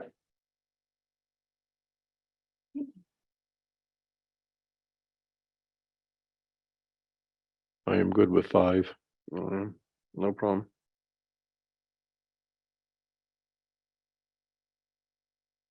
6? I am also good with 6. Right, no, good.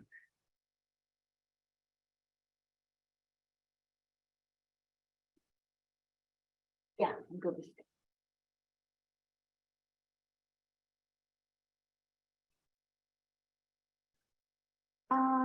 Six. So we aren't going to process registration or renewal if the property has unresolved code violation or code enforcement lien. And then maybe this is a logistical question. So because of the way that the annual renewal will run, we'll always know that the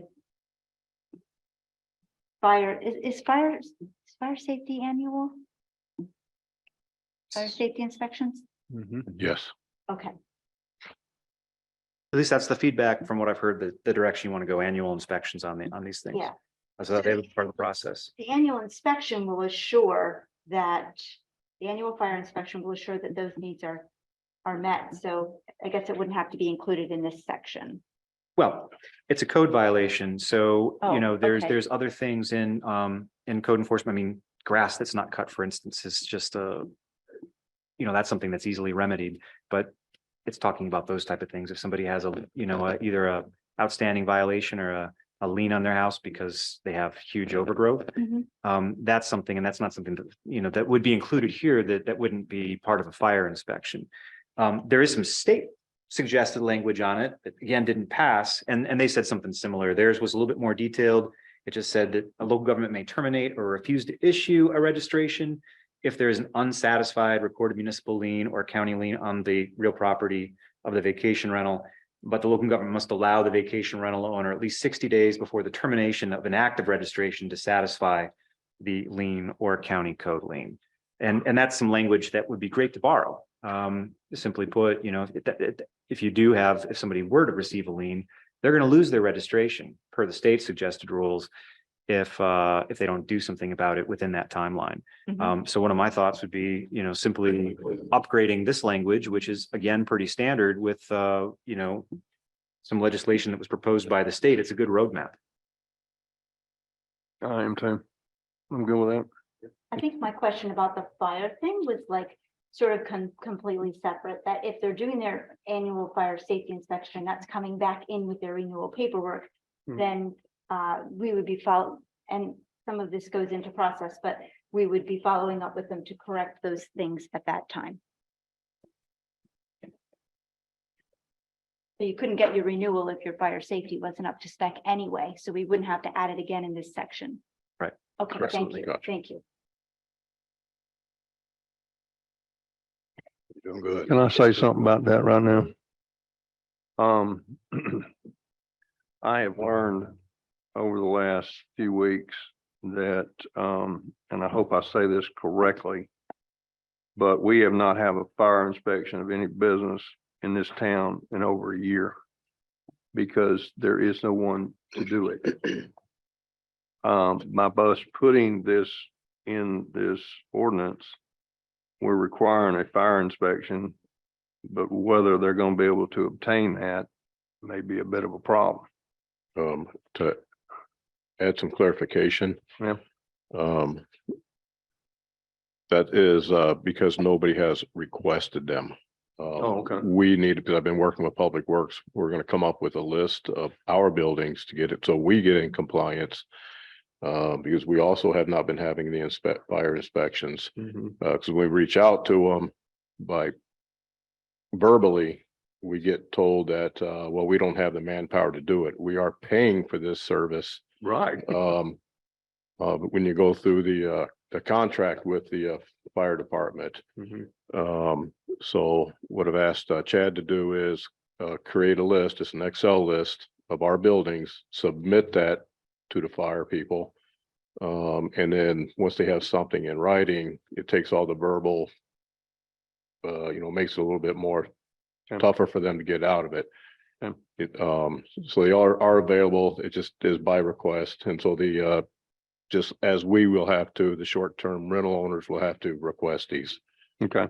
So if I'm hearing you right, Tim, you're essentially saying that requests can be made for these fire inspections and that the city does have a contract to get it done. and that we're sort of all going to get on the same page here at the same time because it's identified as a recent problem in the city. Correct. Okay. That seems as though we're treating everyone the same. Council, one thing I have to provide you some information there on, the city code requires annual fire inspections for commercial businesses. Mhm. They just have not been happening. So it should not be a matter of requesting. Ultimately, I think to really make this ordinance work and to comply with the current code, the city would have to either, come to an arrangement that, hey, the county's going to do those inspections, or come to an arrangement that somebody else is going to do them. Now, the city also has the ability to finance those with, or to bill, the inspectee. So in other words, if it's an issue of manpower with Marion County, the city could contract with another fire inspection service, and those costs will be passed on. And they're usually negligible costs. I mean, I have a city that just adopted a fire inspection fee, and I think it's $75 or $100 for inspection. Right. But that would be passed on to like I said, whoever's being inspected. Mhm. And that may or may not take some additional legwork. I'll have to get with Mandy on that to see what the city has in resolutions for that. But it would certainly take some arrangements to figure out exactly who's going to be doing these, since they haven't been being done, but they are required to be done. Right, right. My personal opinion is we do not want to get into that business. We have a hard time following what we have now. Except for our own properties. Right. We must do our own properties. Right. But if you pull that thread, Andrew, we can make the decision with intelligence at that point. If you pull that thread on what you just spoke about. Okay, but do you mean when you say that you don't want to get into that business, are you talking about, I mean, not city personnel doing the inspections, but somebody else doing the inspections? Is that what you mean, The city tracking, because we're talking about short-term rentals. I don't think the city wants to get in the business of tracking whether short-term rentals have been fire inspected other than through the application process any more than we want to see if Walmart's had their inspection. Well, that's the thing. The city is required to per code currently. But from how I understand it, But not, the application comes in, and then the short-term rental owner goes out and they get their inspections Correct. and they get their paperwork and they bring it back to the city and they say, here, it's done. It's part of my application. Now, whether the city offers the service through the county fire, or whether the short-term rental owner finds their own person to do the inspection, does that speak to what you're?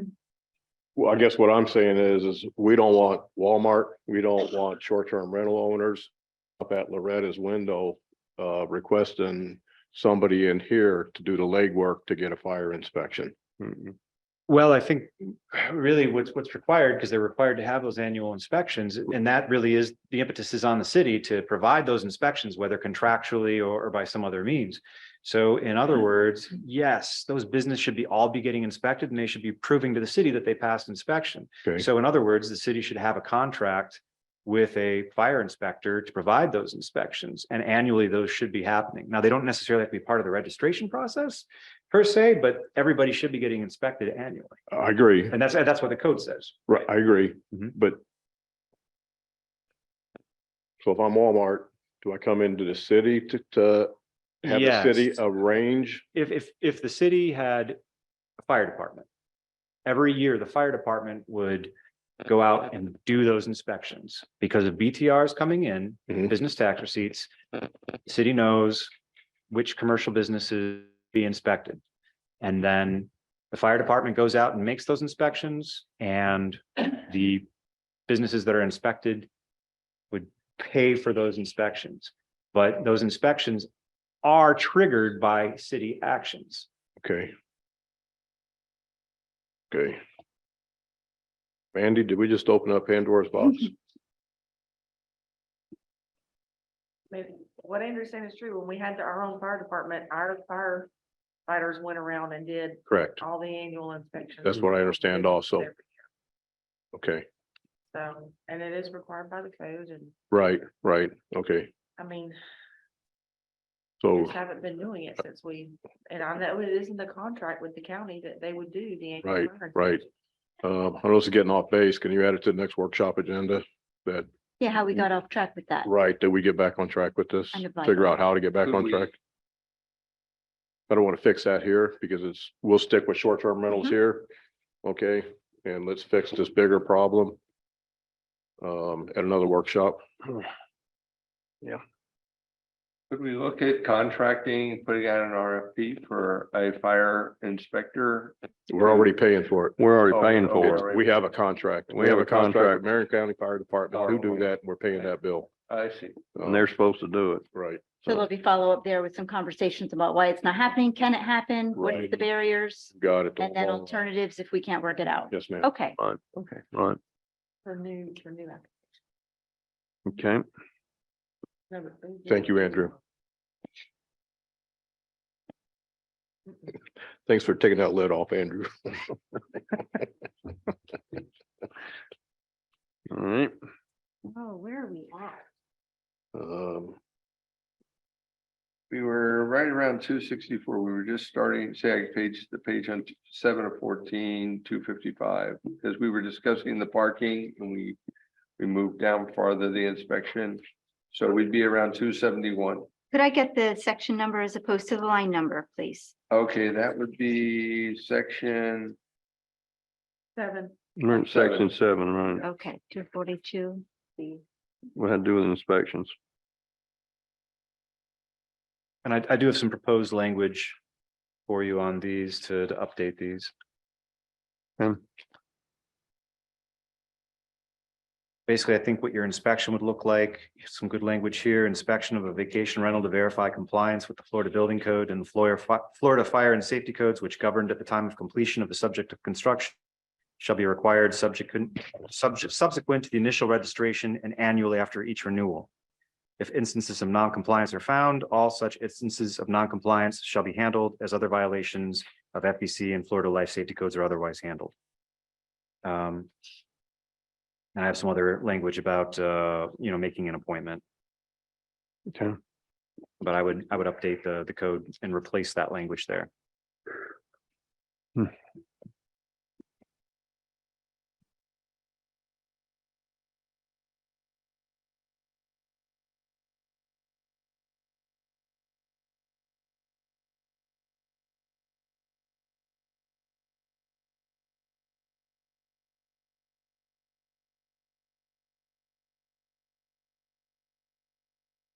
number 8.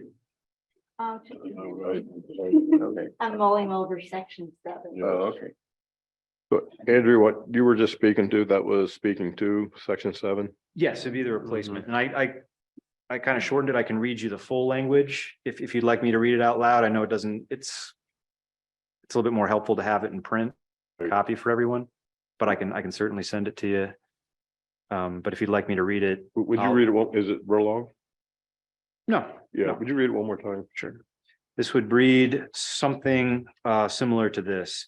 Inspection of a vacation rental to verify compliance with the Florida Building Code and the Florida Fire and Life Safety Codes, which governed at the time of completion of the subject of construction, shall be required subsequent to the initial registration of the vacation rental and annually after each renewal. If instances of noncompliance are found, all such instances of noncompliance shall be handled as other violations of the Florida Building Code and Fire and Safety Codes are otherwise handled in the city. These requirements will not be imposed so as to affect contracts that pre-exist the effective date of the ordinance. Annual inspections shall be made by the city through appointment with the vacation rental or agent as applicable.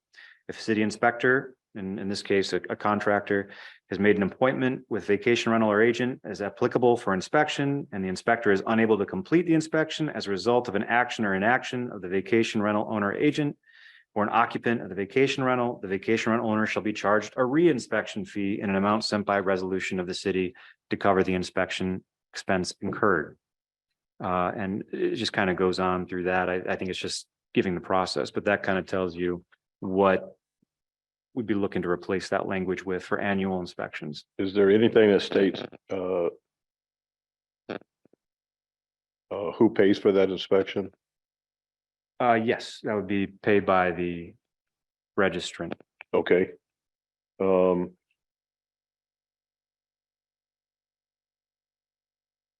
And are we using, what time frame are we using to does that use to get into compliance? Mm-hmm. Well, I think the way that this is, they have the registration process, and so hopefully, that makes sense what I said before. The registration and inspection are linked, but they're not the same thing. They would fill out the registration and then they get their inspection. If they don't pass inspection, then it's handled just like inspection in the city, which means they have time to come in compliance and they can't operate, right? So it's not really part of the registration process. It's more of a compliance issue. Right. And as far as timeframes go, that addresses timeframe for violations. Now, there's also a time frame aspect here where the city has to get everything in order of how just inspections are going to work in general with the city.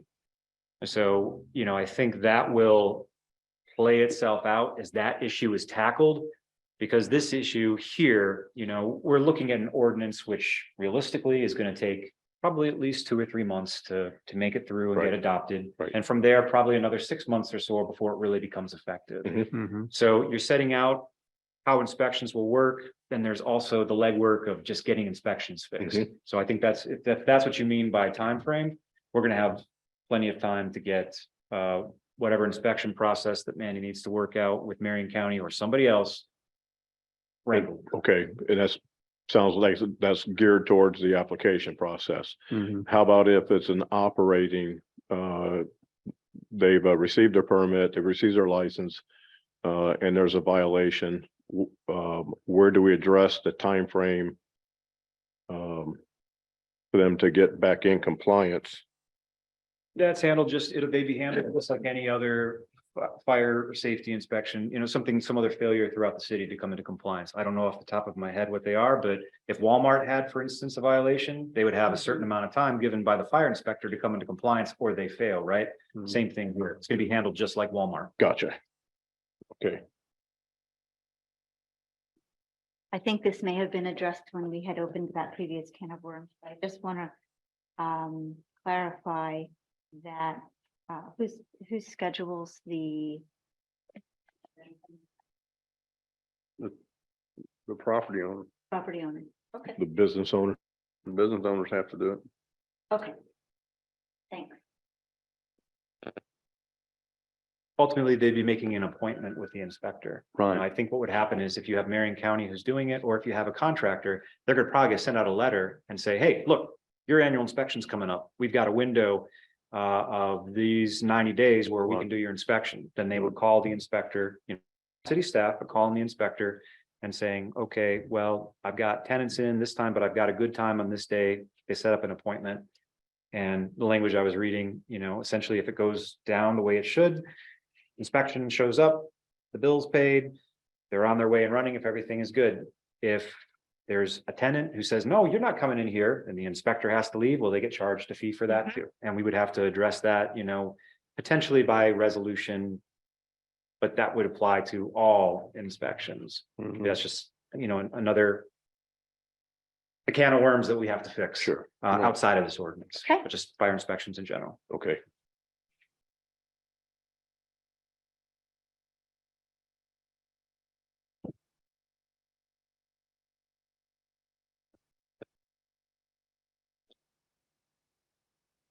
Okay, number 8.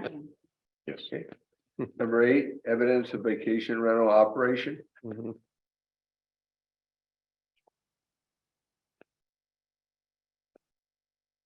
I didn't have a problem with anything. Nor did I. I'm good there. Yeah. I'm good there.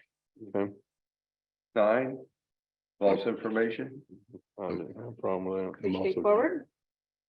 Okay, 10,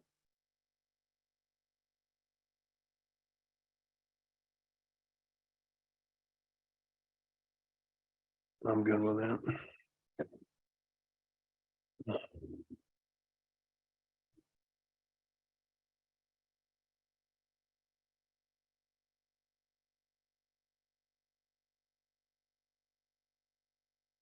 okay, 10, we did there. Number C, vacation rental standards. Then now we get into the life safety standards. The swimming pool, spa. I just need a minute on this section because I think this is when I want to compare with the planning. like, the before and after. Right. So we're on the minimum life standard. Yeah. Yes. Okay. we did. I just have a question for you, Andrew. As a general question, this thing talks about swimming pools, spas, and hot tubs. I don't know how many vacation rentals have those things, but I do know a lot of vacation rentals in this town sit on a river. Do we need to address river safety on any of this? I mean, that's what hit me when I read this. Yeah, I think the swimming pool, spa and hot tub safety, that language is borrowed, Florida, the entire state, Right. people come on vacation here. Right. But where these are really hot, and there are rivers, but what Florida really has are beaches. Mhm. And where we see most of the model regulations coming from, or even most, the regulations that I've worked on, quite frankly, are in beach towns, which have condominiums. Right. So this pool language, yeah, it's coming guaranteed from, an ordinance that's contemplating condominiums. Mhm. So addressing, if you have somebody who's coming out for building code violations, they're gonna be looking at docks.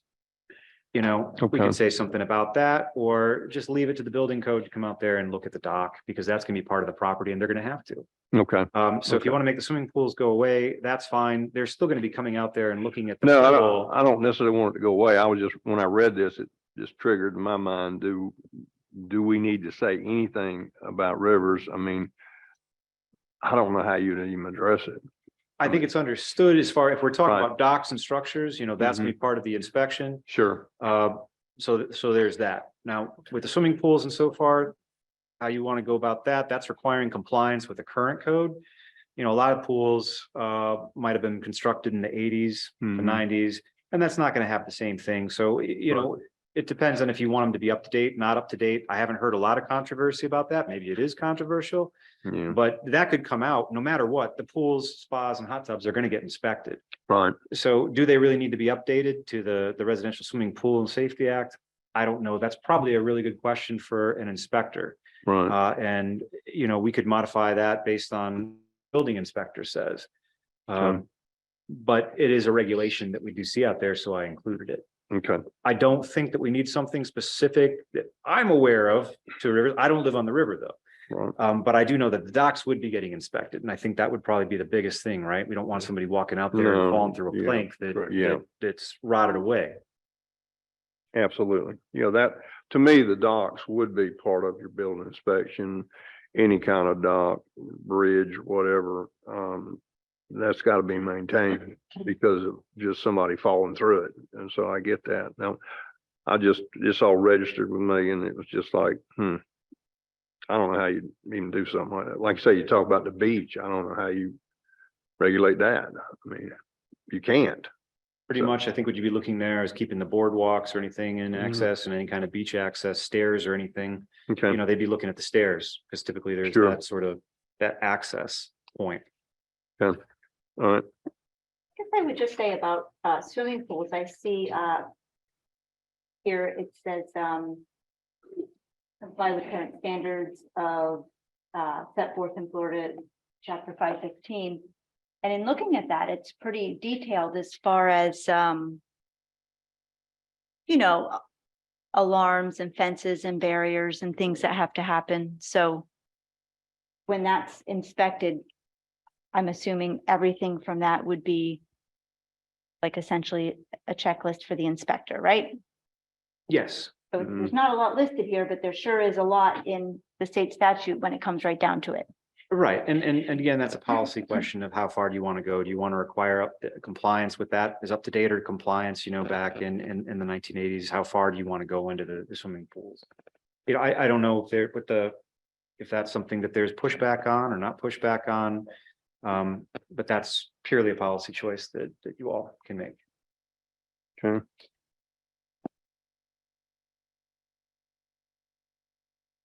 All right.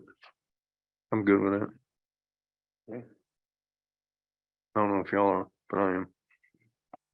I mean, to me, the checklist, the inspector is going to inspect all this. And I guess the only question is what you're saying, Andrew, do we direct someone inspecting to use current standards or standards when the house was built, and standards when the pool was built, because they're gonna be way different. I mean, go back, like say, 20 or 30 years, didn't they require fences around pools? A lot of them didn't. I don't know. And I don't know what the cost would be, you know, Yeah. to make those upgrades. Right. Um, Rex, since you're following this, would it be practical for you to contact the building inspector and ask what they typically do on the norm, you know, for an older house, for a new house? Is there any difference? I don't think we want to get into itemizing here because as everything changes, we're going to have to keep up with the changes in this document. Okay. I did actually call the building inspector. It's been months ago. And Mandy, you gave me the guy's name that runs our building inspections anyway, and I talked to him about inspections and how much it would cost, and he was saying that generally a home inspection is about $100. Okay. But we can call him specifically about the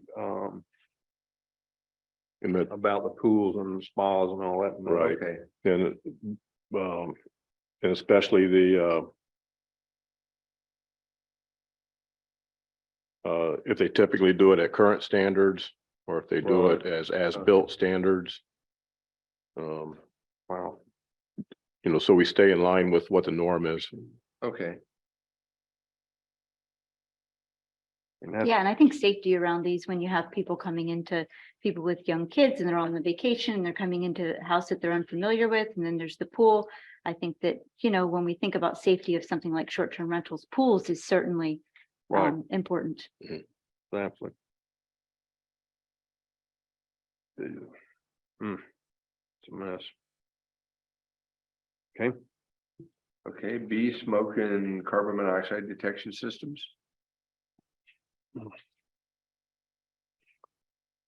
It was added instead of a hardwired system, that they have a 10-year battery powered system with a 10-year battery. What do you think about that?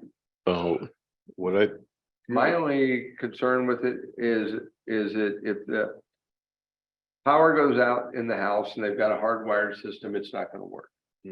So if they've got a battery backup, then it just becomes, at what point it's going to be on them to make sure that the battery works in the 10-year system. And I know with mine have both. Yeah. In my house, you have batteries in, they're hardwired. And if the battery goes dead, it immediately beeps. Yeah. So I don't, but that's the system, that's the, you know, alarms I have in my house. But I know some of them that are just battery operated. I think, if I remember right, that's what I had in my house in Birmingham. They were just batteries, and if it got a certain amount of battery life left, it would start just beeping over and over and over again until you replace the battery. And generally, when you have an inspection, say like if you have your yearly inspection of the fire alarm, the guy goes by and checks them all, so Right. they can check the batteries. my question on this one is,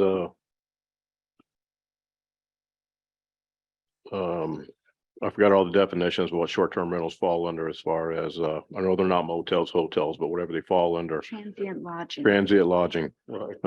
What are the state and county requirements? That's what at a minimum, we cannot be less than that anyways. Right. I had a note here to refer to Rule 69A, but I have to be Right. real honest, I'm having a hard time.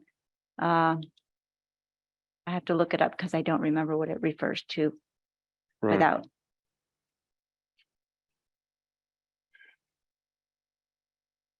That's part of the Florida Administrative Code. That would be under the division of the state fire marshal. Yeah, okay. So we should be in line of what the fire marshal suggests, correct?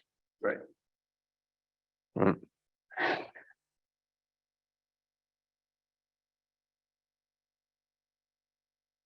And the change that was added is conflicting. So are we all on the same page with that?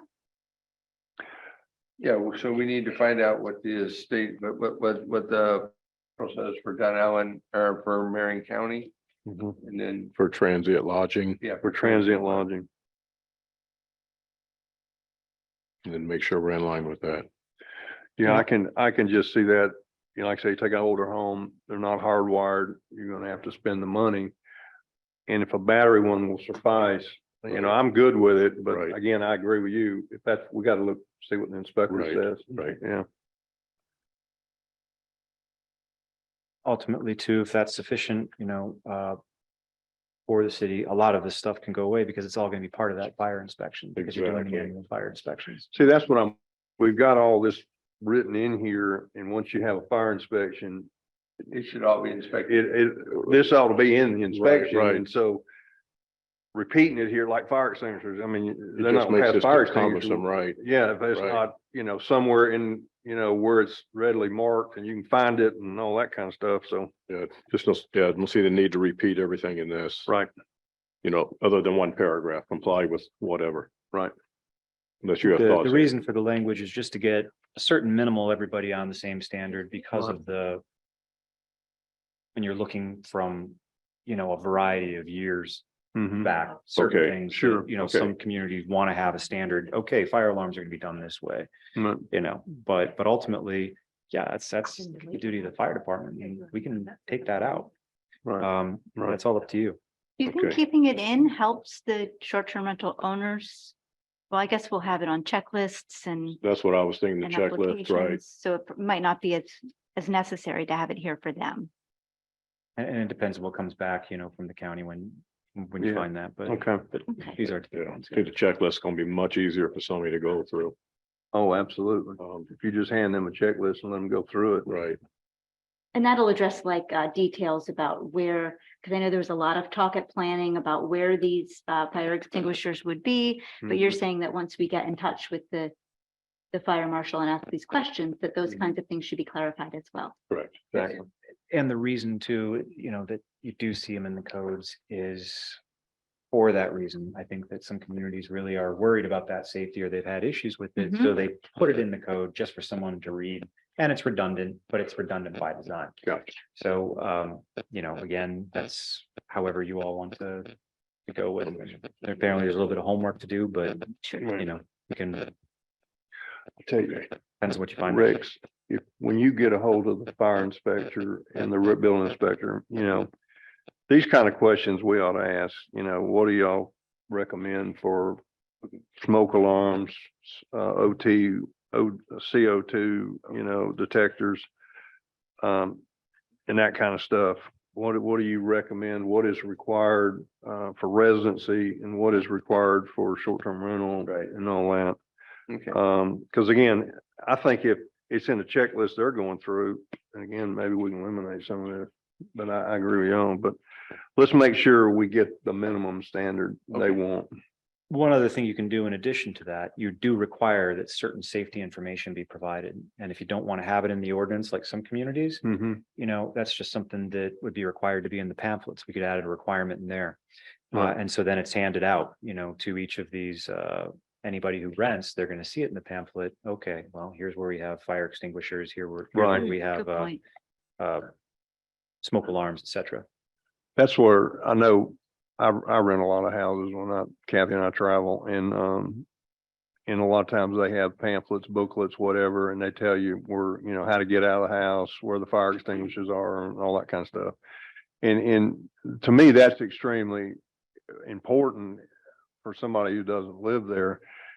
Also, if it was as simple as a pamphlet and they had it in there, the problem is, does everybody read it? No, but if you've got half a brain, you ought to read it, just so where the hospital is, where the police is, and all this kind of stuff. So. And unfortunately, if they're not reading the pamphlet, they're probably not reading the city I was code. gonna say, they're not reading any of this. No, I get that. Okay. All right. So next, battery powered emergency signs that were deleted. Y'all have any hard feelings on that? My only problem with that is that if you have a power failure in a house and you have transient housing, the people do not know the layout of the house, and there may be partying. And they Oh, may yeah. not be in the condition to make sane and rational judgments and run into a closet. Mm-hmm. And it probably would be a good thing to put back in, because when it's dark and something happens, people will panic.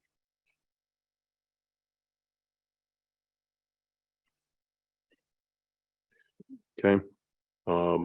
Just so that we're ready for the other side of the coin, how's this line up with, county state requirements for transient lodging? I'm not, I couldn't say for sure that it's required because I don't think that they have a separate code to that. But I think that's something if you're already going to be contacting a building inspector, that they're going to have experience with and Okay. could make a recommendation. Cool. But again, yes, some communities do require it because they have that concern. Okay. So when I talk to It's the not one I see building- often, but it is Fine. one that I see. Ask them about that too.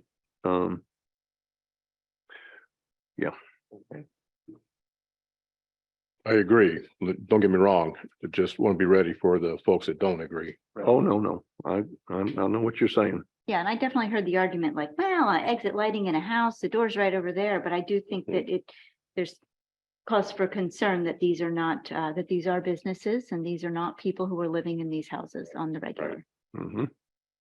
I'll just say, I spent 32 years in fire rescue as a lieutenant. When things go wrong, They go wrong. people make poor decisions. Mhm. Yeah, absolutely. Okay. Emergency egress maintenance, I don't see, fire extinguishers, Yeah, I don't I have. don't see a problem with that. Mm-mm. Emergency egress, I don't have a problem with that. okay. Okay, down to number 2, maximum occupancy. Let's see here, wait. We skipped one. Get on this page. here. Landline Okay. phone. Okay, that. landline telephone. I don't think, I think that that's okay to take out because everybody's got a cell phone. Right. I know we at our house don't even have a landline anymore. We haven't had No, one for we don't. years. The only problem is there's nothing we can do about it is the phone service in some parts of the city is really bad. Oh, yeah. And maybe a note to put in there that, advise them to do Wi-Fi calling with the password, because I know in my house, Mhm. if the Wi-Fi goes out, I've got to stand at the sacred spot in the backyard to make a Right, phone call. okay. Right. No, I agree, because our Wi-Fi service in Dunnellon is not extremely reliable. Still, right. But I agree, nobody has a landline anymore, so I don't have a problem taking that out. Okay, Okay, number 2, maximum occupancy. this is where personally I get a lot of mixed feelings about this. And it, on the one hand, I don't like this under age 6, but on the other hand, do we regulate this for residents in our town? And I don't think we do. Now, I don't know how many people have 16 or more people living in a home, but we don't regulate that. And I'm concerned that trying to regulate is going to be hard. This is one of those that, would be good to look at with the comp plan Right. and be a separate regulation. Exactly. That's what I'm saying. If we address it in the comp plan, we need to address it here. I like 2 per bedroom plus 2 and all that, but how are you gonna enforce it? Number one, unless you're like me, walk down the street and see 25 cars in front of somebody's house. But then are they really spending the night? Or are they just there for the day? And I agree. I think we need to address this in our comp plan on how in a residence is a reasonable number for our people. And then whatever that rule comes out to be, that's what we do with residential rentals. And that's just my thought. Council elects to move in that direction, that is following the cue from the state. See, that's the other thing I'm thinking. If this is where we're going, and it does make sense. I don't want to be challenged over the fact we're doing different for the short-term rentals than we are for residents. Although, Anything more than 16 is a commercial classification, well, I right? get it. So if I got 16 people living in the house next door, I may figure out who I can call. No, I don't disagree with that. So maybe we need to address that what I'm thinking is we need to address that for all of Dunnellon, not just short-term rentals. Okay. But y'all please chime in with your thoughts. Cause I agree. I mean, I've seen a lot of people in a lot of houses, especially on my street. And only one of them is a short-term rental. The rest of them are just homes, and they got a lot of people in those houses.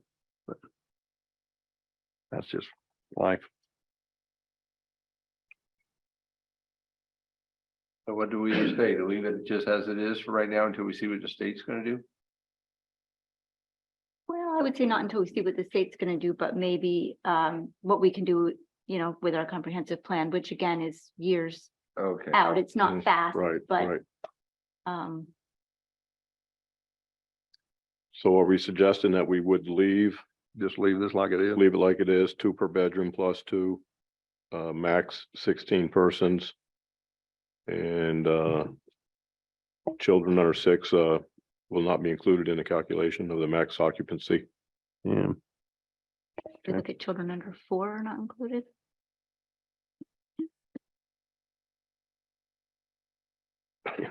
I'll tell you, with I don't know, having, Brenda, can you chime in on how y'all came up with age 6? Just. I don't know how. Well, I figured there was.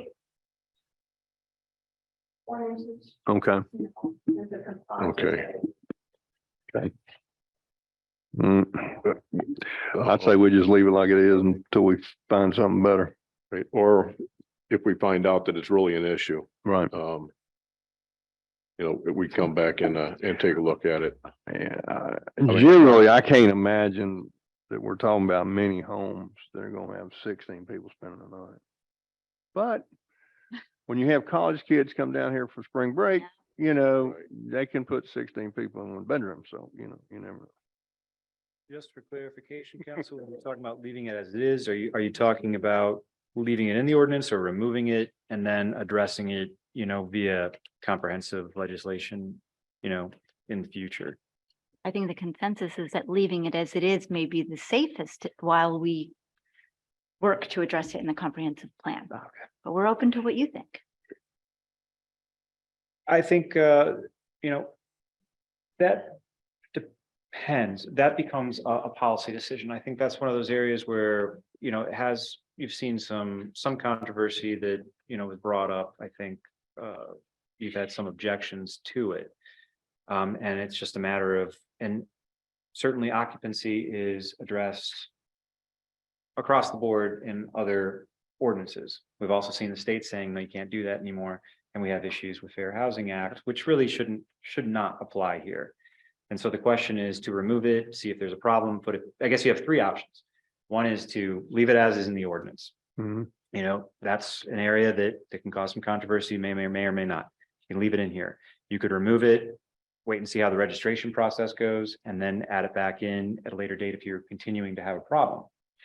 Or you can remove it now, go through the comprehensive planning process and create something across the board, which is what the state is contemplating, but didn't pass their thing. So there's really 3 options. Right.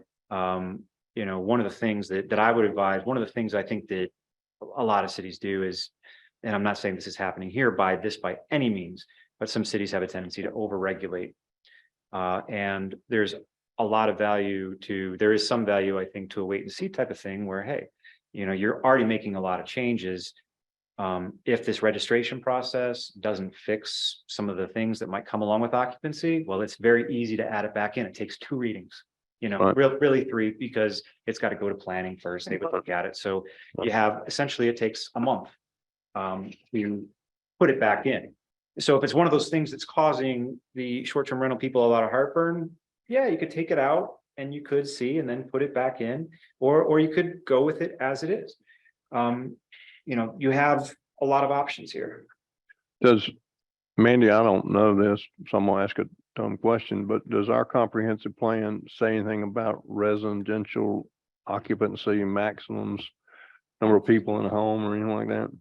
Are you aware of that? It does not. I'm not. No, it does not. I called out the specific parts of the plan that, were relevant here. Really, probably what you would see is the city, you would see something in a policy that if this were looked at by a planner, Mm-hmm. someone presumably who you're going to be hiring soon to start a process, Mm-hmm. what I would anticipate they would look at is crafting some language within the comprehensive plan saying the city shall consider occupancy limitations for rental properties. And then from there, they're going to be crafting, working probably, working through an ordinance to then establish and implement that policy, which is going to be across the board regulations on occupancy. Right. If you go the comprehensive plan route. Now, that's not the only solution. Again, at any point in time, if this doesn't become part of the initial ordinance, you can go ahead and pop it right back in there whenever you want to. Mm-hmm. Where do our zoning laws come into effect? If we're a R1A, if a short-term rental is in an R1A zoning area, They really don't. I met with Andrew to have that conversation because I had the same thought, but he explained to me that it doesn't really apply. Because essentially what short-term rentals are, it's the state has made the mandate that you have to allow rental properties, and that doesn't, that's across the board in zoning. Right. It doesn't matter. It's a single family home. So it doesn't, whether it's a high density, single family home designation or a low density, either way, whether it's farmland and you've got 5 acres or whether you've got, 8 units to an acre, rules are the same. I see. Okay. Yeah, actually, my house is in A1, so. And the short-term rental and houses around me, we're all residents, so. And I was glad to see it just says city limits, so that's. And I was hoping that being in a low density area that we might be able to put some things in to limit the Right. people there, because we do have sometimes 15 people packed into a 3-bedroom house. Oh, yeah. No, And it's a problem, but I got it. Okay. Okay, so how about so this is considered transient lodging. Mhm. If the occupancy is greater than 16, what does that do with the fire code? As far as, does it bump it up from transient to something else? I couldn't say, the 16, that's a standard. How it's implemented in other parts of statutes, I can't say right off the top of my head. But 16 is generally what is considered to be, the maximum for residential and. Yeah. Then you start getting in commercial, don't you? If you get above that. Generally speaking, yes. Mhm. It's tied to the Florida Building Code and facility housing,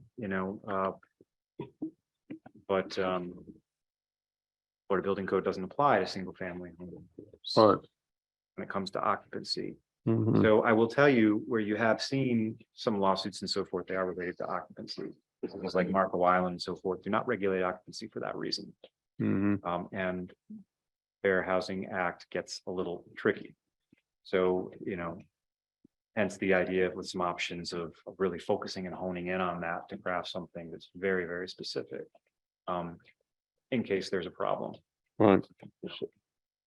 There are some other provisions in here that hopefully would handle those issues. Mhm. So that's one of the reasons I'm kind of drawing attention to it. Right. One of those that's a really good option for a wait and see, but if you all feel very strongly about it, it's just one that does come with slightly more exposure than other areas of the ordinance, which are more rock solid and insulated. At the end of the day, anybody can file a lawsuit for anything, Right. Mhm. whether it's frivolous or not. Right, now, part of the major reason for this ordinance are the amount of people that sometimes get put in these neighborhoods, in these homes. So is the consternation A, B, and C, A being 2 persons per bedroom? Mhm. Or is the consternation over B 16 max people and the 6 children. If we took out the 16 max people, does that make it more palatable? And just leave the persons per bedroom plus 2? Or is the whole thing what everybody's arguing over? I think, well, you have public comment at the end of the meeting. Right. I think. Okay, Right, right. You know, having you said that, it's 10 minutes to 7. I do want to allow for public comments. Maybe we stop right here, right. and get some public comments about what we've discussed so far. Before we do that though, again, Brenda, y'all hammered this to death. I know. Have you heard us go off on a tangent or say something that's not in line with what you were hearing in your discussions with, I know that was been months ago. I get that. But I mean, if we gotten off on something that, hey, wait a minute, this was a real can of worms over here and y'all didn't really talk about it, or you're worrying about something that doesn't need to be worried about. I could invite you up to speak if you like. Yeah, yeah.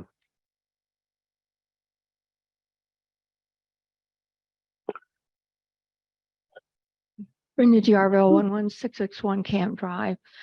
You have to keep in mind, we did have 4 meetings, but we spent probably only 30% of the entire time working with the ordinance. Mm, The rest of it was taking public comment. right, The room were packed. right, I know, People were passionate. right. A lot of Zoom comments, presentations were being made. Hmm. So it was definitely a very discussed topic. Right, Where I think we're all trying to balance, yes, we need some short-term rental regulation. hmm, And where I felt initially the approach was a little off. And it goes back to the state of Florida hmm, qualifying them as a business. You cannot qualify. If I go on vacation and rent my home out a couple of months while on vacation, I have not converted my home to a business. You can't regulate owner occupied residence the same as you would a Comfort Inn that may have an extended stay. right, So that's where the balance comes. And I really like Andrew's approach that some of this can be addressed with a comprehensive plan with a broad base. And I think that'll keep us out of trouble. right. So Yeah, that's just I a don't, general comment. I agree with that. The Yeah. more I listen to this, I mean, I'm passionate about certain things in here because I have experienced them. But I have to step back and say, but what makes sense and what can we get done and control without stubbing our toe along the way Exactly. is where I'm going, you know, even though I'm very passionate about some things. you, Okay. Brenda. Thank you, Brendan. Mandy, do we have anybody signed up to speak? Yes, sir. Okay, I thought we would. I have several people on Zoom. Do you want me to start there or do you want me to start with the ones in the room? Let's see in the room. Yeah, they took the time to Okay, show up. Viola, so, I'll just make a clarification as public comment begins, that we're going to time these and limit them to 3 minutes. 3 minutes, yeah. And that the council, we're not going to entertain questions at this time. Is that right? No, Thank it's you. just your comments about what we're talking about for 3 minutes, if you don't mind, Raul. Okay, Viola Soap, 18755 Southwest 60th Street, Dunnellon. I'd like to put to you a what-if scenario. What if your family member has decided to come visit? They have 3 to 4 kids. They don't want to stay in a hotel because they don't want 6 people in a room. So they go around and look for an Airbnb. They found my house. I have 3 bedrooms. Perfect for them.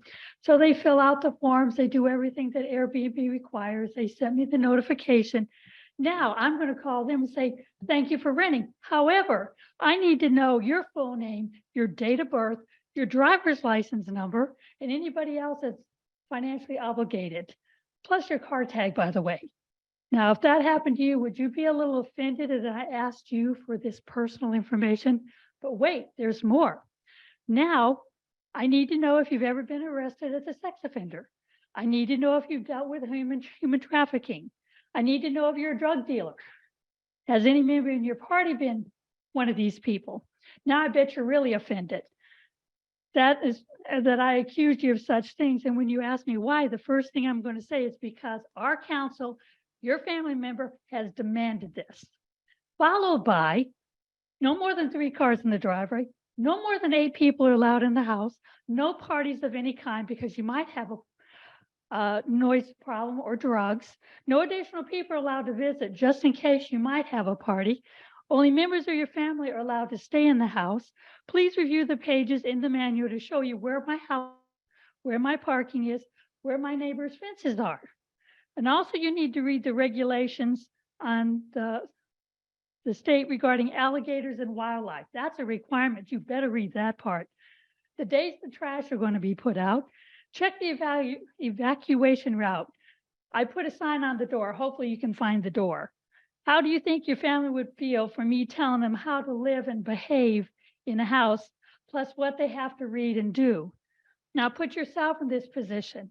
Would you want me to make these same demands on your personal life when you come to visit this great town? I don't think you would. Instead, you would never come back. You tell your friends never to go to Dunnellon. Now you have successfully killed this city's tourism. Thank you. Thank you. Next. Raymond Rice.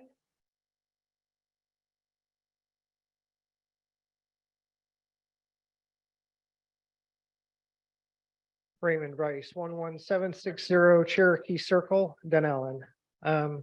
First of all, every STR owner in this city is a homeowner in this city. We do not. They're not. Pardon me? They're not. So the STR owners that. No, go ahead. I'm sorry, I should interrupt you. It's in Dunnellon. Not all of them.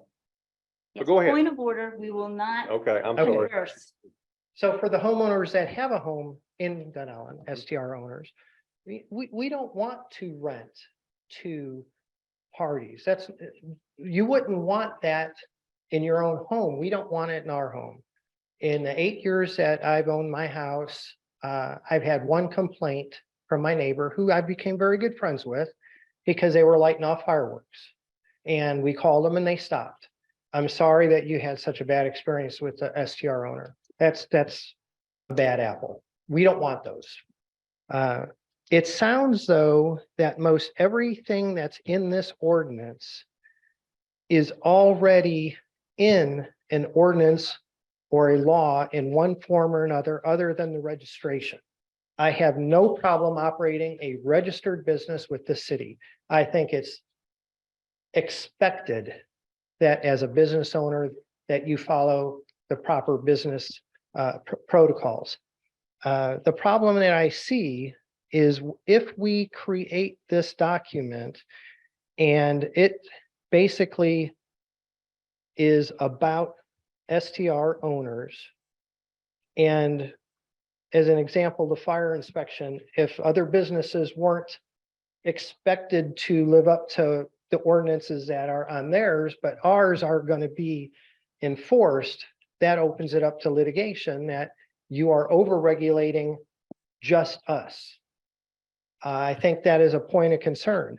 If there's nothing in return for the risk of the litigation that it may create, I think the city is just opening Pandora's box. There's a few things in here that I wanted to address in particular, and one of them was the personal information. And one of them in here, it says responsible party, and this was on line 343, that we would have to give up personal information of our renters at any time that the city asked for it. This is driver's license, name, and for any reason, not if they broke a regulation or broke a code, but the city just said, I want to know that guy's information or that family's information. That will open the door for litigation. The personal data is called personal data for a certain reason. Thank you very much for hearing me. Ida Horton? Oh, okay. I had a request from Katie Geis. She's on Zoom. Katie, if you can hear me, would you raise your hand so I know which number?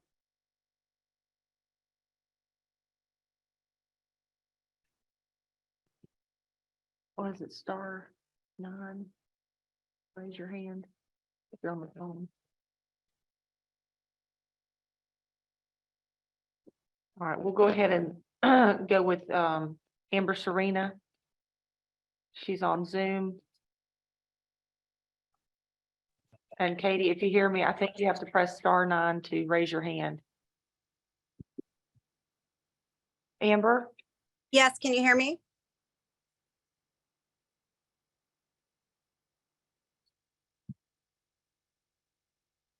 Can you hear me?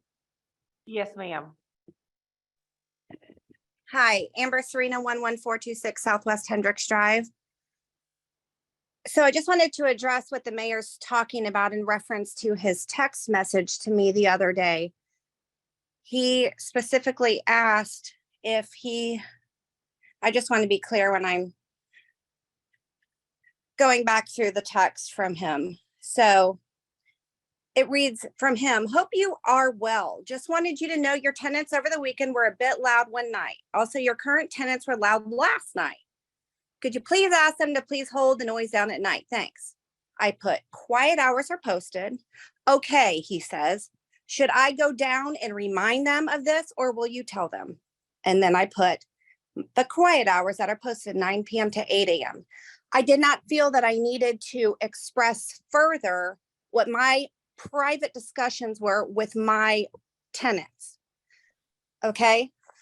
I feel that that was a bully comment and that he should not be threatening me and trespassing on my land to harass my guest. Okay. That's number one. Number two, RVs on Hendricks Drive. There are 3 permanent living RVs where people live year round in these RVs. Okay. That's allowed apparently, but it's not if my guests come in their RV for a few days. Number 3, I would like to know if the mayor called on the bridges 2 doors down from me with the wild parties, the 20 cars in their driveways.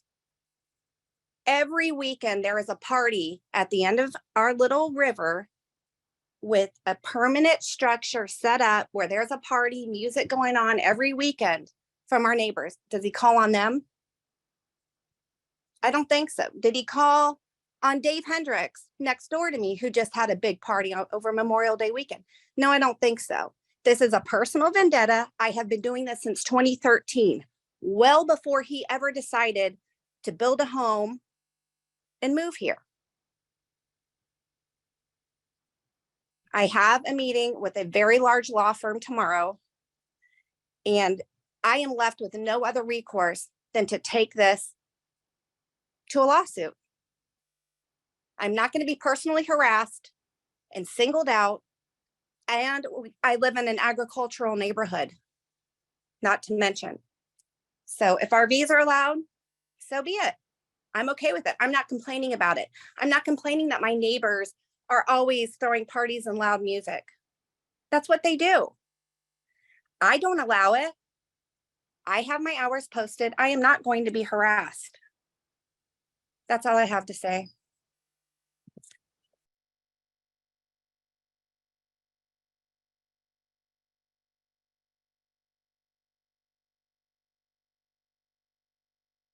Any others, Mandy? Connecting her. Hi, this is Katie. Can you hear me? Yes, ma'am. If you could speak up just a little bit. Sure. This is Katie Geis. I live at 12205 Palmetto Way. And, you know, as I'm listening, the Attorney Hand gave some pretty good advice at the beginning here that really resonated with me about looking to the proposed bill as a bit of boundaries or guidelines into kind of safely taking a step towards regulation. And the second part was most impactful, which was truly staying focused on the pain points and the issues and the heartburn that permanent residents and STRs are feeling about this. And, you know, when I hear that, I hear noise and I hear parking and I hear bad behavior. And so it makes me think that there are ways that STR owners could be better neighbors for permanent residents. And we could find ways to get through this that are simple and straightforward and consistent and standard, and don't introduce an overly burdensome ways of, you know, assuming that we're going to have compliance with all rules and regulations and ordinances that clearly we know there will be challenges in a million ways to disqualify a vacation rental. And so hearing that, you know, I haven't heard that we have a major problem with people that are dying in homes, in vacation rental homes because they can't find their way out. And I'm not making light of a very serious situation there. Nor have I really heard of problems with building codes. Those items seem to me to be putting up major obstacles to make it very difficult for vacation rentals to continue to operate, even ones that are, you know, attempting to do the very best that they can. And so even, you know, going through the process of doing that, I don't know if anybody has tried to renew their passport or tried to get a driver's license recently. You have a sense for how difficult it is to get with the county for just about anything. And clearly, you know that it's very troubling when county says, no, I can't do it. I don't have the resources. And I think that that seems to be the situation here, that it's going to be obligating us to try to get compliance with something that is not even a viable pathway, as we know, with trying to get city resources, or excuse me, county resources to help with existing fire inspections. So I would just, you know, encourage us to start and keep it simple and be very straightforward on the things that really matter. Don't over-regulate or put duplicate work in there if the comprehensive code is going to be planning for it, but start simple with what the city can manage. And I know the city council deals with a lot of budgetary constraints and challenges, and frankly, we don't have the resources to do a lot of this. And so it really behooves us to be very lean in how we approach this and keep things as simple as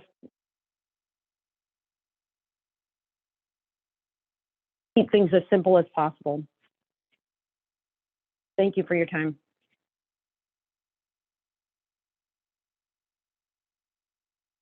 I don't have anyone else on Zoom, and I don't have anyone else signed up. Okay, Dave. Yeah, I already spoke.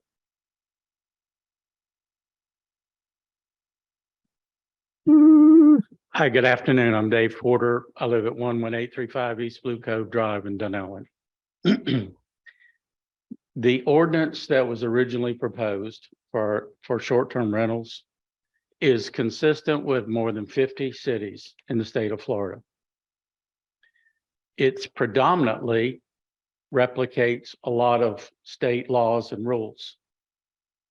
And so things you're proposing to take out tonight even are actually state rules. So exit lighting is in Rule 69A, which is very specific for short-term rentals. So you have to be kind of careful when you start taking things out to understand the state laws and rules.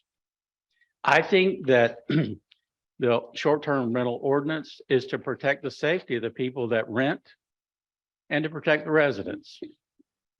I think it's offensive that we don't take on an ordinance just because we can't enforce it. I think Dunnellon and the residents of Dunnellon expect you to enforce what are our codes and ordinances. If not, give it up. Stop being a city. That's simple. I'm highly offended that our proposed ordinance, most of it are state laws and ordinances, and people are wanting to sue the city. Many of these 50 cities have been sued. Some of them lost only because they went above and beyond trying to prevent the actual ability to have short-term rentals. I've provided you a lot of those lawsuits and what the answers are. And a lot of them were responses from the state attorney. So you can maintain maximum occupancy. You can demand to have a fire inspection and a code inspection because they are businesses. That is, in essence, why you're making this ordinance under the business section of the comp plan. It's not any kind of a debate. So I would request that you continue to look at what is the state ordinance and state laws and comply with that. Also, the state legislature this year, as every year for the last 10 years, have tried to renew and expand their laws, and it failed. The city of Indian Rocks Beach is where the primary senator is from that was driving this. They opposed his actions, and 2 days after the Senate session was over, they enacted their own city ordinance 2 days later, which is very, very similar to what we're proposing. So trying to guess what the Senate legislature will do in the next few years is ludicrous. Nobody knows. Thank you. Thank you, Dave. Okay, I do have one more hand raised in Zoom. sure. No. One. Sorry. Hello. Please state your name and address, please. Okay, 12116 Wakiwa Circle. The name is Paula DePaula. I have 4 STRs around me that I know of. There might be more. 3 are on the river. I can see them. I can hear them. Every owner of these STRs has given me their telephone number to call them in case there are any problems. I thought that was very courteous. I've never had to call any of these owners in the last 3 or 4 years. About personal information, I'm not sure, but doesn't Airbnb, HomeAway, et cetera, don't they gather that info when the renter registers? So I'm just wondering why we're asking for it twice. I do agree with Jan. Let's leave this to the state. Why are we making this more complicated? It's like making a city ordinance that children under 14 can't drive a golf cart when that's already a law. And that's all I have to say. Thank you.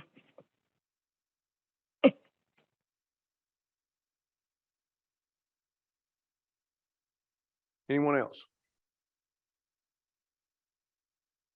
That it? That's it. Okay. Well, I appreciate all the effort tonight. Appreciate everybody working on this, and we'll bring this up and start right where we ended up and keep going. On the schedule. Okay, Is there a proposed date for it, or we're going to decide that in the future? do what now? Is there a proposed date for the Oh. follow-up meeting? Or do you want to decide it in the future? Why don't we have a meeting next Wednesday, right? Already. Right, Um, the long one. yeah, And a potential budget workshop the very next week? We have a budget we'll have a budget workshop workshop at 3 next week. on Wednesday It's- next week, and then our regular Right. meeting at 5:30. That's why I said it's a long meeting next Wednesday because the budget workshop is part of, Okay. prior to the meeting. Got it. Thank you. I had the wrong date. I would say we put this off to July to bring it back up. That'll give you time to try to find out what you can about these inspections and what is required and not required.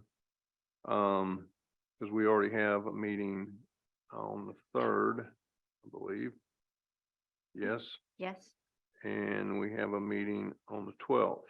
Yes. And then we'll try to figure out maybe next month we're gonna have another meeting. Okay? Okay. That sound good to everybody? Doug, thank you. All right, so probably Wednesday, start thinking about when we can have another meeting in July on this subject. Okay. Can I get a motion to adjourn this meeting? So moved. Can I get a second? Second. All in favor? Aye. All opposed? Means adjourned. Man, almost opposed it.